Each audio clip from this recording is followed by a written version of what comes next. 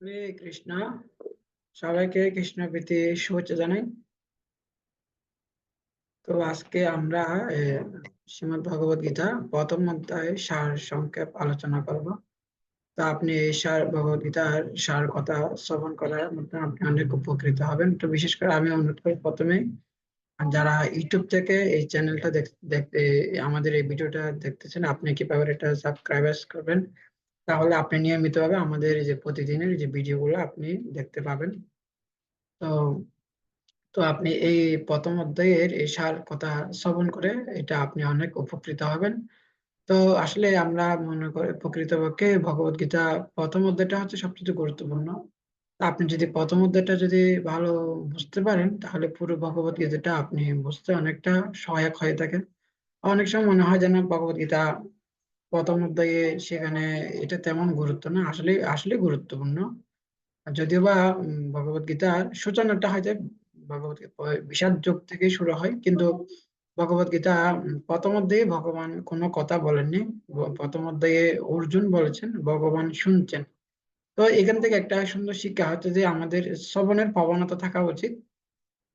তো বলা হচ্ছে যে যে যত ভালো শুনতে পারবে সে তার তত ভালো বলতে পারবে। আমরা যত বেশি শুনবো তত ভালো বলতে পারবো। সেজন্য আমাদের শুনতে হবে, সেটা ভগবান থেকে এই সুন্দর এই শিক্ষাটা লাভ করতেছি যে ভগবান নিজে শুনছেন, অর্জুন বলছেন আর নিজে ভগবান নিজে শুনছেন। তো সেজন্য আমাদের শোনার প্রবণতাটা কম, কিন্তু আমাদের শোনার আমরা আমাদের বলার প্রবণতা থাকে বেশি, কিন্তু শোনার প্রবণতা থাকে কম। কিন্তু আসলে কি আমাদের বলা হচ্ছে যে কি শোনার প্রবণতা থাকতে হবে বেশি, বলার প্রবণতা থাকতে হবে কম। তো আপনি যখনই বলবেন, যেটা আপনি জানেন সেটা বলবেন, কিন্তু আপনি যেটা জানেন না সেটা কখনো বলতে পারেন না।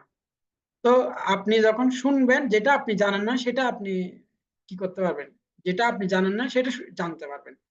তো যখন শুনবেন যেটা জানেন না সেটা জানতে পারবেন, কিন্তু আপনি যেটা বলবেন যে কোনটা যেটা আপনি জানেন না সেটা বলতে পারবেন না। আপনি যতটুকু জানেন ততটুকু আপনি বলতে পারবেন। সেজন্য বলার চাইতে শোনার, শুনলে লাভ বেশি। শ্রবণের মাধ্যমে বেনিফিটটা বেশি হয়। তো সেজন্য শুনতে হবে বেশি, বলতে হবে কম। কান হচ্ছে দুইটা, মুখ হচ্ছে একটা। কেন কান ভগবান কেন দুইটা দিয়েছেন? কেন আমাদের শুনতে হবে বেশি, বলতে হবে কম। তো সেজন্য ভগবান নিজে কি করেছেন, ভগবান নিজে শুনছেন, পরবর্তীতে ভগবান নিজে অর্জুনকে বলছেন। তো সেজন্য ভগবত গীতা যে বিষাদ যোগটা হচ্ছে অনেক হুম, তো আমরা যদি বলছি শ্রবণ করার জন্য, তো শ্রীমদ্ ভাগবতমের আমি দুইটা শ্লোক বলবো যে শুনলে কি হয়। তো অনেকগুলা শ্লোকে শ্রীমদ্ ভাগবতমের শ্লোকে ব্যাখ্যা করা হচ্ছে যে শুনলে কি লাভ, অনেকগুলা শ্লোকে। যেমন ধরেন বলছে, সীনতা সকতা কৃষ্ণ পূর্ণ শ্রবণ কীর্তন হৃদয়ন্তস্থ অভদ্রাণী বিধনিত সুরিচ্ছতাম। কেউ যদি ভগবানের কথা শ্রবণ করে তাহলে কি হয়, সীনতা সকতা কৃষ্ণ পূর্ণ শ্রবণ কীর্তন। কেউ যদি পূর্ণরূপে মনোযোগ সহকারে যদি সে যদি শ্রবণ কীর্তন করে তাহলে কি হয়, হৃদয় অন্তস্থ অভদ্রাণী, হৃদয়ের যে অভদ্রত গুলো রয়েছে সম্পূর্ণরূপে কি হবে, হৃদয় অন্তস্থ অভদ্রাণী বিধ্বনিত সুরিচ্ছতাম, সম্পূর্ণরূপে বিদূরিত হবে। তো এরপরে এটা বলছেন সুত গোস্বামী। এরপরে সুখদেব গোস্বামী বলছেন, সুখদেব গোস্বামী বলছেন, প্রবিষ্ট কর্ণ রন্ধ্রেণ স্থানাম বাবা সরলোহম দুর্নীতি সমলম কৃষ্ণ সলিলস্য তেতা। অর্থাৎ যখনই বর্ষাকাল হয় তখনই জলগুলা ঘোলা থাকে, যখন শরৎকাল আসে জলগুলা পরিষ্কার হয়ে যায়। ঠিক সেরকম কেউ যখন ভগবানের কথা শ্রবণ করে প্রবিষ্ট কর্ণ রন্ধে না, এই যে কান, কানের কান দিয়ে যদি কেউ যদি ভগবানের কথা শুনে, প্রবিষ্ট কর্ণ রন্ধেন সানাম বাবা সররূহম, তখন এই দুর্নীতি সমলম কৃষ্ণ সলিল যথা শরৎ, তখন এই কান দিয়ে যদি কিছু ভগবানের কথা শুনে সম্পূর্ণরূপে হৃদয়টা কি হয়ে যাবে, নির্মল হয়ে যাবে। যেরকম উদাহরণ দিতে সত্য গোস্বামী, যখন এই বর্ষাকালে জলগুলো খোলা থাকে, শরৎকাল আসলে জল পরিষ্কার হয়ে যায়। সেজন্য ভগবানের কথা হতে যে সবচেয়ে শক্তিশালী। চাণক্য পণ্ডিত বলছেন, বলছে হস্তভূষণম দানম, অর্থাৎ হাতের ভূষণ হচ্ছে কি করা, দান করা। হস্তভূষণম দানম, কর্ণস্থ ভূষণম, সত্য কণ্ঠস্থ ভূষণম, অর্থাৎ যে কণ্ঠের ভূষণ হচ্ছে যে সত্য কথা বলা। তারপর হচ্ছে যে কি হচ্ছে যে কর্ণস্থ শাস্ত্রম শাস্ত্রম ভূষণ, অর্থাৎ কানের ভূষণ হচ্ছে যে শাস্ত্র কথা শ্রবণ করা, এটা হচ্ছে কানের ভূষণ। তারপর বলছে কি যে ভূষণম কি প্রয়োজন, তাহলে আর কি ভূষণের কি প্রয়োজন আছে। হাতের ভূষণ হচ্ছে কি করা, দান করা। আপনি যত দান করবেন তত। একসময় বীরবল আকবর আকবর বীরবলকে বলতেছে যে এই যে এই যে সব শরীরে সব জায়গায় লুম ওঠে, কিন্তু হাতের তালুতে কেন লুম ওঠে না। তো বীরবল বলতেছে যে যে আপনি এত দানবীর, এত দান করেন, দান করতে করতে করতে করতে আপনি হাতে এত দান করতেছেন যে আপনার লুম ওঠারও আর সময় পাচ্ছে না। মানে আপনার হাতে তালু দিয়ে আপনি এত দান করতেছেন যে লুম গুলা ওঠার আর কোনো সুযোগ পাচ্ছে না। তো সেজন্য হচ্ছে হস্তভূষণম দানম, হাতের ভূষণ হচ্ছে দান করা। সত্য কণ্ঠস্থ ভূষণম, এই যে এই যে কণ্ঠের ভূষণ হচ্ছে যে সত্য কথা বলা। আসলে এই জগতে সবই হচ্ছে যে মিথ্যা কথা। কেন, ভগবান হচ্ছে যে পরম সত্য। ভগবানের কথাই হচ্ছে যে একমাত্র সত্য কথা, আর সব হচ্ছে যে মিথ্যা। সবকিছু বিনিষ্ট হয়, একমাত্র ভগবান হচ্ছে পরম সত্য, পরম সত্য ধীমহি। ভগবান হচ্ছে যে, সেজন্য ভগবানের কথাই হচ্ছে একমাত্র সত্য কথা। তারপর হচ্ছে কর্ণস্য ভূষণম শাস্ত্র, এই কানের ভূষণ হচ্ছে যে শাস্ত্র কথা শ্রবণ করা। তো সেজন্য সুখদেব গোস্বামী বলছে দ্বিতীয় স্কন্ধে, সেখানে বলছে যে যে কান দিয়ে ভগবানের কথা শ্রবণ করে না, সে কান হচ্ছে যে সর্পের গর্তের মতো। যা হোক, আমরা যদি ভগবানের কথা শ্রবণ করি তাহলে কি হবে, ভগবানের প্রতি শ্রদ্ধা ভক্তি উদয় হবে। শতাং প্রসঙ্গাত মম বীর্য সংবিদা ভবন্তি হৃৎকর্ণ রসায়ন কথা তজ্জুষানাৎ অপবর্গম বাত্মনি শ্রদ্ধা রতি ভক্তি অনুক্রম সন্তি। শতম প্রসঙ্গাত মম বীর্য সংবিদা ভবন্তি হৃৎকর্ণ রসায়ন কথা তজ্জুষানাৎ অপবর্গম বাত্মনি শ্রদ্ধা রতি ভক্তি অনুক্রম সন্তি। কেউ যদি সাধারণ প্রসঙ্গাত, কেউ যদি আমার যে প্রসঙ্গ কেউ যদি কি করেন আলোচনা করেন, তাহলে কি হবে, মম বীর্য সংগদীয় ভবন্তি হৃৎকর্ণ রসায়নিকতা, যে আমার যে এই যে যে কথা কেউ যদি শ্রবণ কীর্তন করে, তখন কি হবে, শ্রদ্ধা রতিভক্তি অনুক্রম সন্তি। তখন এই ভগবানকে কথা কেউ যদি শ্রবণ করে, অটোমেটিকলি ভগবানের প্রতি শ্রদ্ধা ভক্তি উদয় হবে। সেজন্য আমাদের কি করা উচিত, যে প্রতিদিন ভগবানের কথা শ্রবণ করা উচিত। সেজন্য বলতে নষ্ট প্রায়শু অবদ্রেষু নিত্যম ভাগবতম সেবায় ভগবতী উত্তম শ্লোকে ভক্তি ভক্তি নষ্ট। প্রতিদিন মানুষকে কি করা উচিত, ভগবানের কথা শ্রবণ করা উচিত। হ্যাঁ, নষ্ট প্রায়শু অবদ্রেষু নিত্যম ভাগবতম সেবায় ভগবতী উত্তম শ্লোকে ভক্তির ভগবতী স্থিতি। কেউ যদি ভগবানের কথা, প্রথমে একটা আস্তিত্ব লাগানো, কেউ যদি ভগবানের কথা যদি কি করে, মানে কেউ যদি ভগবানের কথা যদি শ্রবণ করে, হ্যাঁ, নষ্ট প্রায়শু অবদ্রেষু নিত্যম ভাগবতম সেবায় ভগবতী উত্তম শ্লোকে ভক্তির ভগবতী নষ্টকে। তখনই ভগবানের কথা শ্রবণ করার মাধ্যমে ভগবানের প্রতি নষ্টিকে ভক্তি উদয় হবে। সেজন্য কি করা উচিত, প্রতিদিন ভগবানের কথা শ্রবণ। তো যা হোক, আমরা আজকে প্রথমত সার কথাটা বলা হচ্ছে যে যে যে অর্জুনকে ভগবান কৃষ্ণ কেন ভগবত গীতার জ্ঞান যে দান করেছিলেন, প্রকৃতপক্ষে অর্জুন মোহিত হয়েছিলেন। তো অর্জুন যে মোহিত হয়েছিলেন, সেটা হচ্ছে যে শ্রীকৃষ্ণের একটা কৃপা শক্তি অর্জুনকে মোহিত করে ভগবান। যে অর্জুন যে তো অর্জুন হচ্ছে যে কৃষ্ণের সখা, তো অর্জুন তো মোহিত হওয়ার কোনো প্রশ্নই ওঠে না। তো প্রকৃতপক্ষে যে বলছে যে অর্জুন যদি কৃষ্ণের সখা হয়, তাহলে অর্জুন কেন মোহগ্রস্ত হয়েছে, বলছে কৃষ্ণ সূর্যমা মায়া হয় অন্ধকার, যাহা কৃষ্ণ তাহা নাহি মায়ার অধিকার। যে যে যেখানে কৃষ্ণ রয়েছে সেখানে তো কোনো মায়া থাকতে পারে না, অন্ধকার থাকতে পারে না। কৃষ্ণ হচ্ছে যদি সূর্যের মতো, তাহলে অর্জুন কেন মোহগ্রস্ত হয়েছে। তো প্রকৃতপক্ষে যে অর্জুন কৃষ্ণের ইচ্ছাতে কি হয়ে গেছেন, মোহগ্রস্ত হয়েছেন। তো অর্জুনকে ভগবান কৃষ্ণ ইচ্ছা, ভগবানের ভগবান কৃষ্ণ ইচ্ছা করে কি করেছেন, অর্জুনকে মোহিত করেছেন। তো অর্জুন যদি মোহিত না হতো, আজকে ভগবত গীতার জ্ঞান কখনো দান করতে পারতেন না। তো ভগবান কৃষ্ণের যেটা হচ্ছে কৃষ্ণের কৃপা শক্তি, কৃষ্ণ কি করেছেন, তাকে ইচ্ছা করে ভগবান মোহিত করেছেন, যেন অর্জুনকে যেন গীতার জ্ঞান প্রদান করতে পারে। তো সেজন্য কৃষ্ণের ইচ্ছাতে কি হয়েছেন, অর্জুন মোহগ্রস্ত হয়েছেন। তো বলা হচ্ছে যে কি বলছে, কর্মের মাধ্যমে আমরা কর্মের মাধ্যমে যখন ভগবানের সঙ্গে যুক্ত হয় তাকে বলা হয় কর্মযোগ। কেউ যখন জ্ঞানের মাধ্যমে ভগবানের সাথে যুক্ত হয় তাকে বলা হয় জ্ঞান যোগ। কেউ যখন ধ্যানের মাধ্যমে ভগবানের সঙ্গে যুক্ত হয় তাকে বলে ধ্যান যোগ। তেমনই কেউ যখন এই বিষাদের মাধ্যমে ভগবানের সাথে যুক্ত হয় তাকে বলা হয় বিষাদ। সেজন্য সেজন্য যেহেতু বিষাদের মাধ্যমে অর্জুন বিষাদের মাধ্যমে যেহেতু ভগবানের সাথে যুক্ত হয়েছেন, সেজন্য এই অধ্যায়ের নাম দেওয়া হয়েছে বিষাদ। বিষাদ মানে হচ্ছে দুঃখ, অর্থাৎ দুঃখের মাধ্যমে ভগবানের সাথে যুক্ত থাকতে হবে। দুঃখ এরকম নয় যে যেন দুঃখ থাকবে না, দুঃখ থাকবে, কিন্তু দুঃখের মাধ্যমে আমাদের ভগবানের সাথে যুক্ত থাকতে হবে। এই জগতের স্বরূপ হচ্ছে যে, অর্থাৎ ভগবান এই জগতের ভগবান এই জগতের স্বরূপ, এই জগতের যে নাম দিয়েছেন, এই জগতের স্বরূপ হচ্ছে কি দুঃখালয় মহাবিদ্য। আমরা না চাইলেও এই জগতে কি পেতে হবে, দুঃখ পেতে হবে। শিল প্রপাত বলছে দুঃখটা আসে শিল প্রপাত বলছে দুঃখটা আসে ভগবানের আশীর্বাদ স্বরূপ। ভক্ত দুঃখকে ভগবানের কৃপা হিসেবে গ্রহণ করে থাকেন। ভক্ত যখন কোনো দুঃখ কষ্ট পেয়ে থাকে তখন সেটি ভগবানের কৃপা হিসেবে উনি গ্রহণ করে থাকেন। সেটি আমাদের কর্মের, অর্থাৎ ভক্ত মনে করে থাকে হচ্ছে যে সেটি হচ্ছে আমাদের কর্মের ফল হিসেবে ভক্ত সেটা গ্রহণ করে থাকেন। দুঃখের মাধ্যমে ভক্ত আরো বেশি ভগবানের সাথে যুক্ত হন।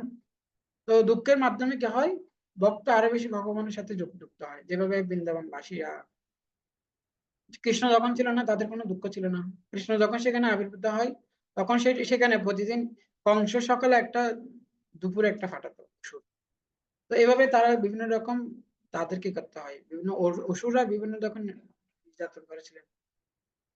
তাদেরকে অনেক দুঃখ কষ্ট পেতে হয়েছিল। শুধু অসুররা নয়, দেবতারাও কি করেছিলেন, স্বর্গের রাজা ইন্দ্রদেব কি করেছিলেন, যে বৃষ্টি প্রদান করেছিলেন 7 দিন 7 রাত। তো কিন্তু দুঃখের মধ্যে তারা আরো ভগবানকে বেশি স্মরণ করেছিলেন। তখন ভগবান কৃষ্ণ কৃপা করে কি করেছিলেন, গিরি গোবর্ধন ধারণ করেছেন কনিষ্ঠ আঙ্গুলে 7 দিন 7 রাত। আর সেখানে সমস্ত বৃন্দাবনবাসীরা কৃষ্ণ বলছে তোমরা এই পাহাড়ের উপরে ঢুকে পড়ো। তো এইভাবে ভগবান কিছুদিন সুরক্ষা প্রদান করেছেন। তো যেমন ধরেন বৃন্দাবনবাসীরা আহ, দুঃখের মধ্যে তারা ভগবানকে স্মরণ করছিলেন। রামায়ণ থেকে সে দুঃখ পায়। যখনই দশরথের পুত্র হিসেবে জন্মগ্রহণ করেন, ভগবানকে কোথায় ছেড়ে যেতে হয়, ভগবানকে যে যে কৈকির মাধ্যমে ভগবানকে বনবাসে যেতে হয়। তখনই সেখানে যে দশরথের পিতা উনি দেহত্যাগ করেন, তারপর সীতা দেবীকে হরণ করেন। এরকম বিভিন্ন রকম দুঃখ কষ্ট ভগবানের পরিবারে দেখা যাচ্ছে। যেভাবে বৃন্দাবনবাসী সেখানে তাদের পরিবারের মধ্যে দেখা যায় যে অসুররা কিভাবে উৎপাত করতে থাকে। তারপর হচ্ছে যে যেমন শ্রী চৈতন্য মহাপ্রভু, ওনার চৈতন্য মহাপ্রভু উনি কি করেন, সন্ন্যাস দীক্ষা নেন। তার গৃহে ছিল, তার স্ত্রী ছিল। তারপর হচ্ছে জগন্নাথ মিশ্র দেহত্যাগ করেন। বৃদ্ধ মাতাকে, তার সুন্দর স্ত্রী যুবতীকে, তার স্ত্রীকে রেখে কি করতে হয়, তাকে সন্ন্যাস আশ্রম গ্রহণ করতে হয়। বিরহ বেদনা সহ্য করতে হচ্ছে। সেজন্য তো অনেকে মনে করে থাকেন ভক্ত হলে আমাদের কোনো দুঃখ থাকবে না। অনেকে মনে করে থাকেন আমরা ভক্ত হলে কোনো দুঃখ থাকবে না, এটা কিন্তু সত্য কথা নয়। দুঃখ থাকবে কিন্তু দুঃখের দ্বারা প্রবাহিত হবে না। ভক্ত কখনো দুঃখের দ্বারা সে কি হয় না, প্রবাহিত হয় না। শুদ্ধ ভক্ত কখনো দুঃখের দ্বারা প্রবাহিত হয় না। অর্থাৎ যারা শুদ্ধ ভক্ত এরা কখনো কি হয় না, এরা কখনো দুঃখের দ্বারা প্রবাহিত হয় না। ভক্ত দুঃখ থেকে মুক্ত হওয়ার জন্য আরাধনা করে না, বরং দুঃখ প্রার্থনা করে। তো অনেকে কিন্তু প্রকৃতপক্ষে ভক্তরা ভগবানের কাছে ভগবান আরাধনা করে কি জন্য, যে তারা দুঃখ থেকে মুক্ত হওয়ার জন্য ভগবানের আরাধনা করে না, বরং তারা আরো দুঃখটা কি করে থাকেন, প্রার্থনা করে থাকেন। যেভাবে মাতা কুন্তি দেবী প্রার্থনা করেছেন, বিপদে সন্ধু তাহা শেষ তত্র তত্র জগৎগুরু ভবতু দর্শনম দর্শাৎ অপূর্ণম ভব দর্শনম। হে ভগবান তুমি আমাকে বিপদ দাও। কেন বিপদ, যখন আমাদের কাছে বিপদ ছিল তখন তোমাকে তোমাকে তোমাকে কি তুমি আমাদের সঙ্গে ছিলে। এখন আমরা সমস্ত সুখ লাভ করতে পেরেছি, সমস্ত ঐশ্বর্য লাভ করেছি, কিন্তু এই সমস্ত ঐশ্বর্য দিয়ে কি হবে যদি তুমি যদি না থাকা, তুমি যে এখন যে হস্তিনাপুর ছেলে তুমি যে এখন দ্বারকা চলে যাচ্ছ, সেজন্য আমাদের এই সমস্ত সুখ দিয়ে কোনো কি হবে না, কিছুই হবে না। যে আমাদের বিপদ, তুমি আমাদেরকে বিপদ প্রদান করো। কেন বিপদের সময় যখন তোমাকে স্মরণ করি তুমি আমাদের পাশেই ছিলে, সেজন্য বিপদে হচ্ছে তুমি আমাকে বিপদটা প্রদান করো। এভাবে কুন্তি দেবী ভগবান কৃষ্ণকে বলছেন। কুন্তি দেবী, তো সেজন্য বিপদটা হচ্ছে যে ভক্ত কখনো কি চায় না, সুখ চায় না। তো ব্রহ্মাজি উনি অনেক সুন্দর, ব্রহ্মাজি উনিও প্রার্থনা করছেন যে তত্ত্বে অনুতত্ত্বে অনুকম্পম সুসিমিক্কমানম গুঞ্জান এব আত্মা কিতম বিপাকম জিদ্বাক বপুবি বিদবত নমতে জীবে তজ মুক্তির পদসেদায়াক তত্ত্বে অনুকম্পম সুসুমিক্কমানম গুঞ্জান এব আত্মা কিতম বিপাকম হিতবাক বপুবি বিদবত জীবেত মুক্তি পদছেদায়বা। বলা হচ্ছে যে ব্রহ্মাজি বলছেন যে যে অর্থাৎ যিনি ভগবানের কৃপা লাভ করার জন্য কায় মন বাক্যে ভগবানের সেবা করে থাকেন, ভগবানের প্রতি ভক্তি এ, ভগবানের প্রতি ভক্তি করে থাকেন কায় মন বাক্যে, যিনি ভগবানের সেবা করে থাকেন তিনি একমাত্র মুক্তি লাভের অধিকারী, এবং ভক্তিমূলক জীবন যাপন করেন তিনি একমাত্র মুক্তি লাভের অধিকারী, এবং তিনি শুদ্ধ ভক্ত হওয়ার উপযুক্ত পাত্র। ব্রহ্মাজি বলছেন যিনি কায়মনোবাক্যে ভগবানের সেবা করেন এবং ভক্তিমূলক জীবন যাপন করেন তিনি একমাত্র ভক্তি লাভের অধিকারী এবং তিনি শুদ্ধ ভক্ত হতে পারেন। দুঃখের মাধ্যমে ভক্তকে সেজন্য, অর্থাৎ কেউ যখনই ভগবানের মুক্তি লাভের জন্য মুক্তি লাভের চেষ্টা করে থাকেন তার একমাত্র কর্তব্য হচ্ছে কি করা, যে যে অর্থাৎ একজন ভক্ত উনি কায়মনোবাক্যে কি করে থাকেন, ভগবানের সেবা করে থাকেন এবং তিনি একমাত্র মুক্তি লাভের অধিকারী। দুঃখের মাধ্যমে ভক্তকে পরীক্ষা করেন শুদ্ধ ভগবান কি করেন, তো প্রকৃতপক্ষে ভগবান তার ভক্তকে দুঃখের মাধ্যমে দুঃখগুলা ভগবান দিয়ে থাকেন এবং দুঃখের মাধ্যমে ভক্তকে পরীক্ষা করে থাকেন। দুঃখের মাধ্যমে ভক্তকে পরীক্ষা করে শুদ্ধ শুদ্ধ করে, যেমন কোমর মাটির পাত্রের উপরে ফেটিয়ে ভিতরে ধরে রাখেন, তেমনি ভগবান বিপদের সময়কে ভক্তকে রক্ষা করেন। তো কুমুর যেরকম কি করেন, কুমুর যেরকম পাত্রটিকে কি করেন উপর থেকে ফিটিয়ে ফিটিয়ে এবং ভিতরে একটা ঠেস দিয়ে থাকেন। তো এভাবে ভগবান ভক্তকে কি দেয়, দুঃখ দেয় কেন, না ভক্তকে দুঃখ দেয় তাকে শুদ্ধ করার জন্য ভগবান তার ভক্তকে বিভিন্ন রকম দুঃখ কষ্ট দিয়ে থাকে। সেজন্য সেজন্য ভক্ত দুঃখের দ্বারা কখনো কি হয় না, প্রবাহিত হয় না। কিন্তু ভক্তর অভক্তের মধ্যে পার্থক্য হচ্ছে কি, ভক্ত দুঃখের দ্বারা প্রবাহিত হয় না, অভক্ত দুঃখের দ্বারা তারা কি হয়ে যায়, বিচলিত হয়ে যায়। এটা হচ্ছে ভক্ত আর অভক্তের মধ্যে পার্থক্য। বলা হচ্ছে যে এই জগৎটা হচ্ছে একটা সংশোধনাগার। প্রকৃতপক্ষে যে এই জগৎটা ভগবান কেন সৃষ্টি করেছেন, প্রকৃতপক্ষে আমাদেরকে সংশোধন করার জন্য। আমরা তো কৃষ্ণ বহির্মুখ হয়ে গেছি, তো আমরা যেন আবার কৃষ্ণমুখী হতে পারি, আমরা যেন যে কৃষ্ণ বহির্মুখ হয়ে এই ধরনের বিভিন্ন রকম আমাদেরকে কৃষ্ণের প্রতি প্রতিদ্বন্দ্বিতা করতে লাগলাম। সেজন্য কৃষ্ণ এখানে আমরা যেন, অর্থাৎ কি যে আমরা যেন আবার সংশোধন হয়ে আমরা যেন ভগবানের কাছে ফিরে যেতে পারি, ভগবান সেজন্য এই জগৎ সৃষ্টি করছে। যেভাবে একটা কারাগার কেন সৃষ্টি করা হয়, যে যারা সরকারের রাষ্ট্রের যারা নাগরিক, তারা যখন এই রাষ্ট্রের আইন মানে না তাদেরকে কিছুদিনের জন্য কারাগারে প্রেরণ করা হয়, কারণ তারা যখন সংশোধন হবে তারা রাজ্যে আবার অর্থাৎ রাজ্যে তারা কি করতে পারবে, বিচরণ করতে পারবে, কারণ তারা সেখানে বাস করতে পারবে। ঠিক সেরকম ভগবানের একটা রাজ্য রয়েছে, কিন্তু আমরা যখন এই কৃষ্ণের প্রতি প্রতিদ্বন্দ্বিতা শুরু করলাম তখন ভগবান আমাদেরকে এই জগতে পাঠিয়েছেন আমরা আবার সংশোধন হয়ে যেন ভগবানের কাছে ফিরে যেতে পারি। সেজন্য ভগবান এই জগৎ সৃষ্টি করেছে।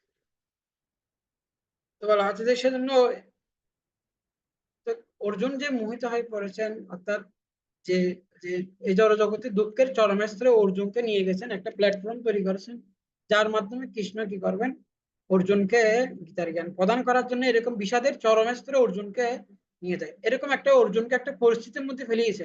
অর্থাৎ দুঃখের একদম এই জগতে দুঃখের একদম চরম স্তরে অর্জুনকে নিয়ে গেছেন এবং সেরকম একটা প্ল্যাটফর্ম তৈরি করে দুঃখের চরম স্তরে নিয়ে গেছেন, এবং এভাবে দুঃখটা সেটা অর্জুনের মাধ্যমে সেটা প্রকাশিত করতেছে এবং দুঃখের চরম স্তরে নিয়ে সেখানে অর্জুনকে কি করা হচ্ছে, গীতার জ্ঞান প্রদান করা হবে। তো এখানে বলা হচ্ছে যে কি ভগবত গীতায় দুঃখের চরম স্তরে নিয়েছেন এবং সেটা অর্জুনের মাধ্যমে সেটা প্রকাশিত হয়। অর্জুন বলছেন যে প্রথম অধ্যায়ে 28, 29, 30 তিনটা শ্লোকে দিষ্টা দিষ্টা ইমং সদনং কৃষ্ণ দোরোৎসবং সমুপস্থিতম সিদন্তি মম গাত্রাণি মুখম চা পরিশুষ্যতে। অর্জুন বলতে লাগলেন, হে প্রিয় কৃষ্ণ, আমার সমস্ত বন্ধু বান্ধব ও আত্মীয় স্বজনদের এমন ভাবে যুদ্ধ বিলাসী হয়ে আমার সামনে অবস্থান করতে দেখে আমার অঙ্গ প্রত্যঙ্গ অবশ হয়ে এবং মুখ শুষ্ক হয়ে উঠছে। আমার দেবদস্ত শরীরে রুমহাস্য জায়তে গান্ডিবম সংস্রতে হস্তাৎ তৎপরচৈব পরিদহতে। আমার সর্বশরীর কম্পিত রোমাঞ্চিত হচ্ছে, আমার হাত থেকে গান্ডিব খসে পড়ছে এবং ত্বক যেন জ্বলে যাচ্ছে। ন চ শুক্লমি অবিস্তাতুম রমতীব চ মে মনো নিমিত্তানি চ পশ্যামি বিপরীতানি কেশব।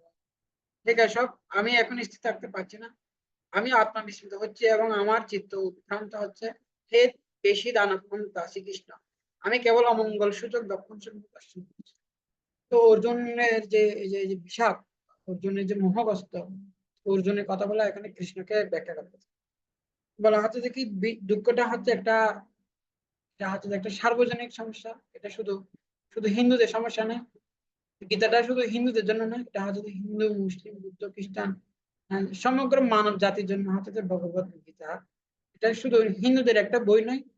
যেরকম সূর্য বলা হচ্ছে যে কৃষ্ণকে তুলনা করা হচ্ছে সূর্যের সঙ্গে, সূর্য কোনো নির্দিষ্ট কোনো জাতি গোষ্ঠীর জন্য না, সূর্য হচ্ছে যে সমগ্র জীবের জন্য। ঠিক সেরকম ভগবত গীতাটা হচ্ছে যে এটা হচ্ছে যে সমগ্র পৃথিবীর মানুষের জন্য, এটা শুধু নির্দিষ্ট কোনো জাতি গোষ্ঠীর জন্য। ভগবান শুধু হিন্দুদের নয়, তিনি হচ্ছে যে সমগ্র জীবের পিতা। যেরকম ভগবত গীতা ভগবান নিজেই বলছেন, সর্বজনীষু কুন্তীয় মূর্তিয় সম্যবদ্ধিজা তাসাত মহাজনী অহম বীজ পিতা। আমি হলাম সমস্ত জীবের বীজ প্রদানকারী পিতা। উনি শুধু মানুষকে সৃষ্টি করেন, ভগবান পশু পাখি কীট পতঙ্গ থেকে শুরু করে সমগ্র সৃষ্টিকে উনি সৃষ্টি করেছেন। সেজন্য উনি হচ্ছে যে সমস্ত জীবের পিতা। উনি শুধু মনুষ্য জাতির পিতা নয়, উনি হচ্ছে যে সমস্ত পশু পাখির পিতা। সবার পিতা হচ্ছে যে কৃষ্ণ। সেজন্য এই যে সার্বজনীন যে সমস্যা, সেটা হচ্ছে যে জন্ম মৃত্যু জরা ব্যাধি। এটা হচ্ছে যে আমাদের, কিন্তু এটা হচ্ছে যে সেজন্য এই যে এটা হচ্ছে যে আমাদের আসল সমস্যা হচ্ছে যে জন্ম মৃত্যু জরা ব্যাধি। এটা হচ্ছে আমাদের আসল সমস্যা। তাই আমাদের আসল দুঃখটি জানতে হবে। আমরা আমাদের আসল দুঃখটি সম্বন্ধে অবগত নয়, তাই ভগবানকে এসে অঙ্গুলি দিয়ে আমাদেরকে দিচ্ছে আমাদের আসল দুঃখ। তো এখানে বলা হচ্ছে যে প্রকৃতপক্ষে ভগবত গীতা কেন কৃষ্ণ অর্জুনকে গীতার জ্ঞানটা দান করেছেন? না, আসলে কি আমরা আমাদের দুঃখটা সম্বন্ধে অবগত নই। আমাদের দুঃখটা কি সেটা আমরা জানার চেষ্টা, আহ, সেটা আমরা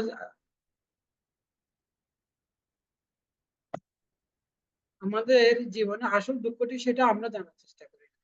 ভগবান নিজে ভগবত গীতার মাধ্যমে আমাদেরকে অঙ্গুলি দিতে লিখে দিচ্ছে আমাদের জীবনে আসল দুঃখ হচ্ছে যে জন্ম মৃত্যু জরা ব্যাধি। তো বলা হচ্ছে যে যে প্রকৃতপক্ষে যে জীবনের আসল দুঃখটা জানাটা হচ্ছে যে জ্ঞান, সেটা না জানাটা হচ্ছে যে অজ্ঞান। তো সেই জন্য জীবনের আসল দুঃখ হচ্ছে যে জন্ম মৃত্যু জরা ব্যাধি। যিনি সেটা জানেন সেটা হচ্ছে যে প্রকৃত জ্ঞান। বলা হচ্ছে যে কি তিন রকম দুঃখ আছে। একটা আহার নিদ্রা ভয় মৈথুন। তো এটা পশু আর মানুষের ভিতরে আছে। মানুষ হয়ে যদি শুধু আমরা যদি এটার ভিতরে সীমাবদ্ধতা থাকি সেটাও যথেষ্ট না। তারপর হচ্ছে যে কি জন্ম মৃত্যু জরা ব্যাধি, এটা হচ্ছে এর উপরে স্টেপ হচ্ছে যে কি এই যে কেউ মনে করতেছে না আমাদের এই যে আমরা ভালো আহার নিদ্রা এগুলা এত জড়সুখ ভোগ করতে না পারে মানুষ কেউ দুঃখ পাচ্ছে। কিন্তু আর যখন আমরা একটু আরেকটু উপরের স্তরে যাব, তখনই বুঝতে হবে যে না এটা যথেষ্ট নয়। এর থেকে আরো উপরে দুঃখ হচ্ছে যে জন্ম মৃত্যু জরা ব্যাধি। এটা তো সেজন্য বলা হচ্ছে যে আহার নিদ্রা ভয় মতন, এটা হচ্ছে অজ্ঞান। তো জ্ঞান মানে কি? জ্ঞানটা হচ্ছে যে কি জন্ম মৃত্যু জরা ব্যাধি, এটা জানাটা হচ্ছে যে জ্ঞান।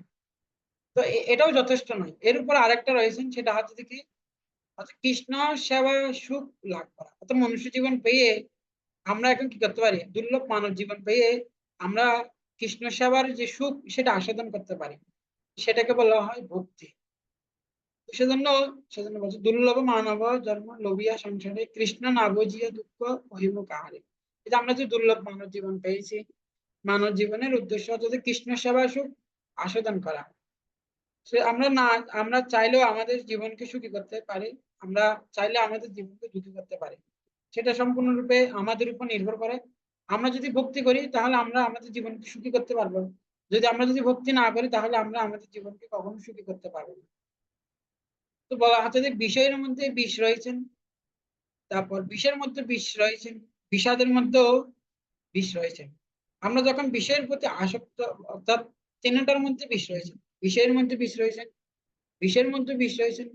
বিষাদ মানে হচ্ছে যে দুঃখ। কিন্তু বলা হচ্ছে যে কি, বিষয়ের প্রতি আমরা যখন আসক্ত হব, বিষয়টা আমাদের দুঃখের কারণ নয়, বিষয়ের প্রতি আসক্তিটা হচ্ছে আমাদের দুঃখের কারণ। বিষয়ের প্রতি আমাদের আসক্তিটা হচ্ছে দুঃখের কারণ। আসলে প্রকৃতপক্ষে কৃষ্ণ হচ্ছে আসল বিষয়। তো যখন বিষয়কে যখনই কৃষ্ণের সঙ্গে সংযুক্ত করব, তখনই সেটা হচ্ছে কি আমাদের, তখন আমরা আমরা তখন আর বিষয়ের প্রতি আমরা কি পাবো না, দুঃখ কষ্ট পাবো না।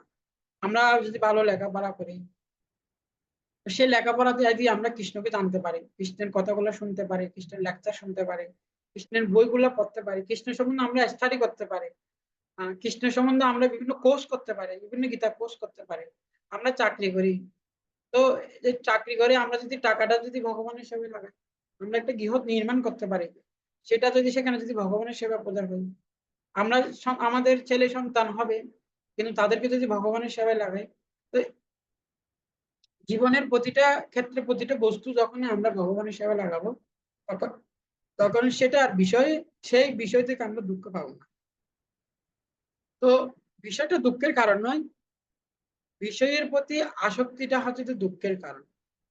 সেজন্য সেজন্য বলছে নিজ ইন্দ্রিয় প্রীতিবাঞ্ছা তারে বলে কাম, কৃষ্ণ ইন্দ্রিয় প্রীতিবাঞ্ছা তারে ধরে পেল। তো সেজন্য আমাদের চেষ্টা করতে হবে, যখন আমরা ইন্দ্র সুখ ভোগের জন্য চেষ্টা করবো সেখান থেকে দুঃখ পাবো, যখন আমরা কৃষ্ণের সুন্দর সুবিধার জন্য চেষ্টা করব, সংগ্রাম করব, তখন সেটা আমার সুখের হবে। তো আমরা কেন দুঃখ কষ্ট পাচ্ছি, যেহেতু আমরা সবসময় নিজের নিজ ইন্দ্রিয় প্রীতি বাঞ্ছা করার চেষ্টা করতেছি, সেজন্য সেখান থেকে আমাদের দুঃখের সূচনা হচ্ছে। যখন কৃষ্ণের সুন্দর সুবিধানের চেষ্টা করব, তখনই আমাদের সুখের কারণ। যখনই সেজন্য বলা হচ্ছে আমাদের সবকিছু থাকবে, আমাদের বিষয়ের সঙ্গে থাকতে হবে, এরকম নয় যে না আমাদের সবকিছু ছেড়ে দিতে হবে। আসক্তি কখনো ত্যাগ করা যায় না, আসক্তিকে পরিবর্তন করতে হয়। আমাদের বিষয়ের প্রতি আসক্তিটা না রেখে এটা ভগবানের প্রতি করতে হবে। এবং বিষয়কে ভগবানের সাথে সংযুক্ত করলে তখনই সেটা আর কি নয়, সেখান থেকে দুঃখ নয়। অর্থাৎ টাকাটা কি নয়, টাকা কখনো মায়া হতে পারে না, স্ত্রী কখনো মায়া হতে পারে না। অনেকে মনে করছে টাকা হচ্ছে যে মায়া, স্ত্রী হচ্ছে যে মায়া। টাকাটা যখনই ভগবানের বলছে যে যখনই কি করবে, টাকাটা যখনই এটা এটা যখন লক্ষ্মীকে টাকাটা, টাকা হচ্ছে যে লক্ষ্মী দেবী, লক্ষ্মী দেবীকে যখন কৃষ্ণের সেবায় লাগবে, সেটা আর কি নয়, সেটা কখনো মায়া হতে পারে না। তো এই স্ত্রীকে গ্রহণ করতে হবে, বিবাহ করতে হবে। বিবাহ করবে কি জন্য, কৃষ্ণের সংসার করার জন্য। তো সেজন্য বিষয়টা দুঃখের কারণ নয়, বিষয়ের প্রতি আসক্তিটা দুঃখের কারণ। আমরা বিবাহ করব কিন্তু স্ত্রীর প্রতি আসক্তি না হয় কি করতে হবে, স্ত্রী এবং স্বামী স্ত্রী দুজনকে ভগবানের সেবায় সংযুক্ত হবে, তখন সেটা সংসারটা কি নয়, সেটা আর কখনো মায়া হতে পারে। সেজন্য বলছে যে বিষয়ের দ্বারে সেবহ মাধব। কৃষ্ণ বলছে আমার বলছে বিষয় মাকে এই বড় মূর্খ, জীবজ্ঞ আমি বিজ্ঞ বিষয় কেন দেব স্বচরণামৃত দিয়ে বিষয় বললাম। কৃষ্ণ বলছে যে যে আমার বলছে বিষয় মাগে সে বড় মূর্খ। আমরা কৃষ্ণের ভজনা করতেছি, আরাধনা করতেছি, কি জন্য না আমরা কৃষ্ণের আরাধনা করতেছি এবং তার কাছে বিষয় বিষয় প্রার্থনা করতেছি। তো কৃষ্ণ বলছে যে কিন্তু সে হচ্ছে একটা মূর্খ। আমি বিজ্ঞ, আমি আমি আমি বিজ্ঞ তুমি অজ্ঞ, জীব অজ্ঞ আমি বিজ্ঞ বিষয় কেন দেব স্বচরণ আমি তো বিষয়। কিন্তু ভগবানের কাছে ভগবানের আমরা যখন কি করব, ভগবানের কাছে আমরা বিষয় না, বিষয়টা যখন ভগবানের সঙ্গে সংযুক্ত করব, তখনই কি করতে পারবো, তখনই আমরা আনন্দ লাভ করতে পারবো। সেজন্য বলছি যে তুমি আমার কাছে কেন বিষয় চাইবে, জীব অজ্ঞ আমি বিজ্ঞ বিষয় কেন দেব স্বচরণামৃত দিয়ে বিষয়গুলো। প্রথম অধ্যায়ে 4টা ভাগ রয়েছে। 1 থেকে 13 নম্বর শ্লোক পর্যন্ত যুদ্ধের প্রস্তুতি, আর 14 থেকে 20 নম্বর শ্লোক পর্যন্ত পাণ্ডবদের জয়ের সংকেত, আর 21 থেকে 27 নম্বর শ্লোক পর্যন্ত ভক্তবৎসল ভগবানের করুণা, 28 থেকে 46 নম্বর হচ্ছে অর্জুন যুদ্ধ না করার বিভিন্ন যুক্তি প্রকাশ। তো অর্জুন 5টা যুক্তি দেখিয়েছেন। প্রথমটা হচ্ছে করুণা, আত্মীয় স্বজনদের দেখে অর্জুনের যে হৃদয়ে করুণা প্রকাশিত হয়েছে। অর্থাৎ অর্জুন বলছেন, কৃষ্ণকে বলছেন, কৃষ্ণ যখন সংবোধনী করেছেন, অর্জুন বলছেন সেনাইয়ের উভয়ের মধ্যে স্থাপিত রত উত্তম যাবৎ এটা নিরীক্ষণ যুদ্ধ কামে অবস্থিত। দেখ তুমি কি করো, উভয় উভয় পক্ষের মাঝখানে আমার রথটা নিয়ে চলো। তখন কৃষ্ণ তৎক্ষণাৎ সে রথটা উভয় দলের মাঝখানে নিয়ে দেয়, এবং যেখান থেকে অর্জুনের সুখ উদয় হবে সেখানে সমস্ত অর্জুনের আত্মীয় স্বজন বন্ধু বান্ধবের গুরুজনদের সামনে রথটা রাখেন।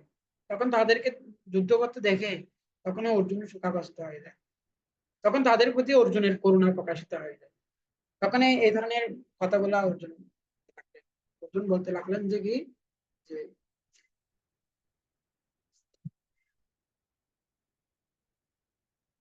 দৃষ্টেমে দৃষ্টা ইমাম সদনম কৃষ্ণ যুজুৎসমা সমুপস্থিতম সিদন্তি মম গাত্রাণি মুখম চ পরিস্পর্শতে।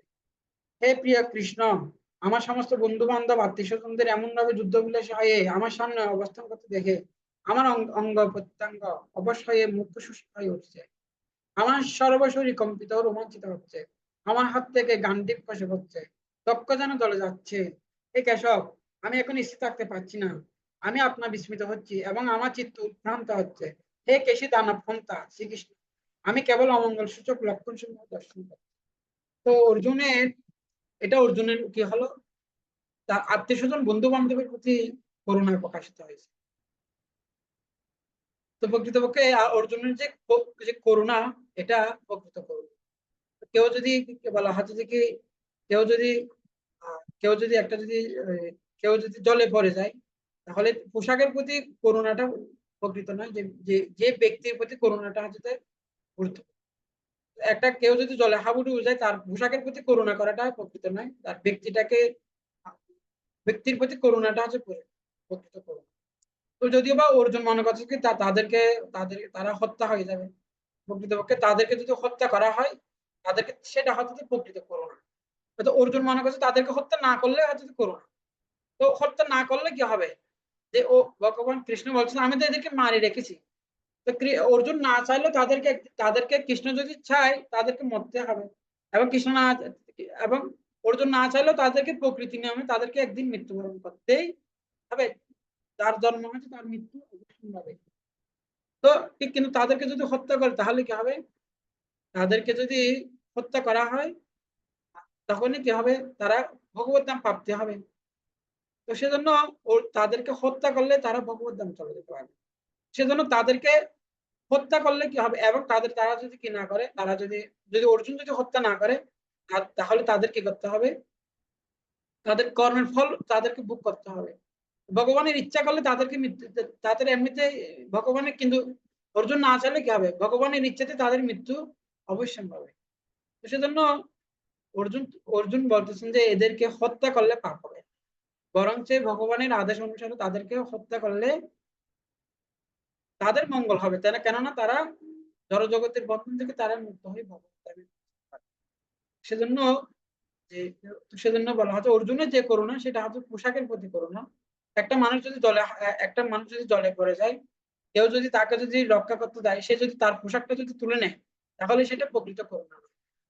প্রকৃত করুণা হচ্ছে যে সেই ব্যক্তিকে জল থেকে তোলাটা হচ্ছে করুণা।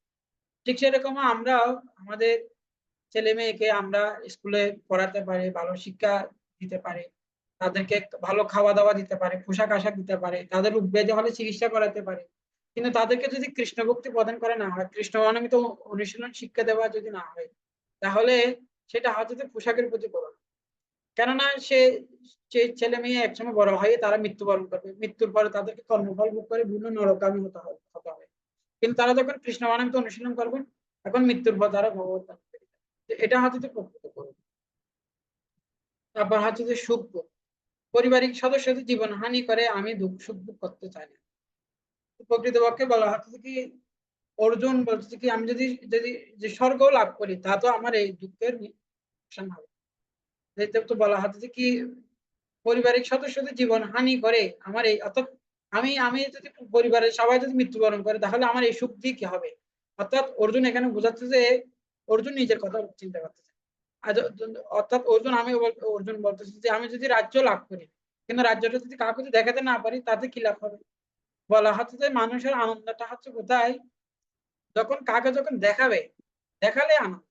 ধরুন আপনার কাছে 5 কোটি টাকা আছে, এটা যদি অন্যকে যদি না দেখান তাতে কোনো কি হবে না, আনন্দ হবে না। ধরুন আরো সহজ ভাবে বলা যায়, ধরুন দুর্গাপূজায় এখন একটা মেয়ে যদি কি কোনো একটা জামা কিনেছে, জামাটা যদি কেউ যদি না দেখে ঘরে বসে থাকে সে আনন্দ পাবে। যখন সেটা সবাই যখন দেখবে তখনই সে আনন্দ পাবে। সেজন্য যখনই মানুষ দেখবে তখনই এটা হচ্ছে আনন্দ। অর্জুনও এরকম নিজের চিন্তা করে। তারপর হচ্ছে কি পাপের প্রতিক্রিয়া। পরিবারে অর্জুন বলছে যে যে পারিবারিক সদস্যদের হত্যা হত্যা করলে কি হবে, পাপ হবে। তাদেরকে হত্যা করলে তাদেরকে নরকে যেতে হবে। এই অর্থাৎ তাদেরকে হত্যা করলে তাকে নরকে যেতে হবে। সেজন্য অর্জুনের পাপের কথা। তারপর হচ্ছে যে কুলক্ষয়।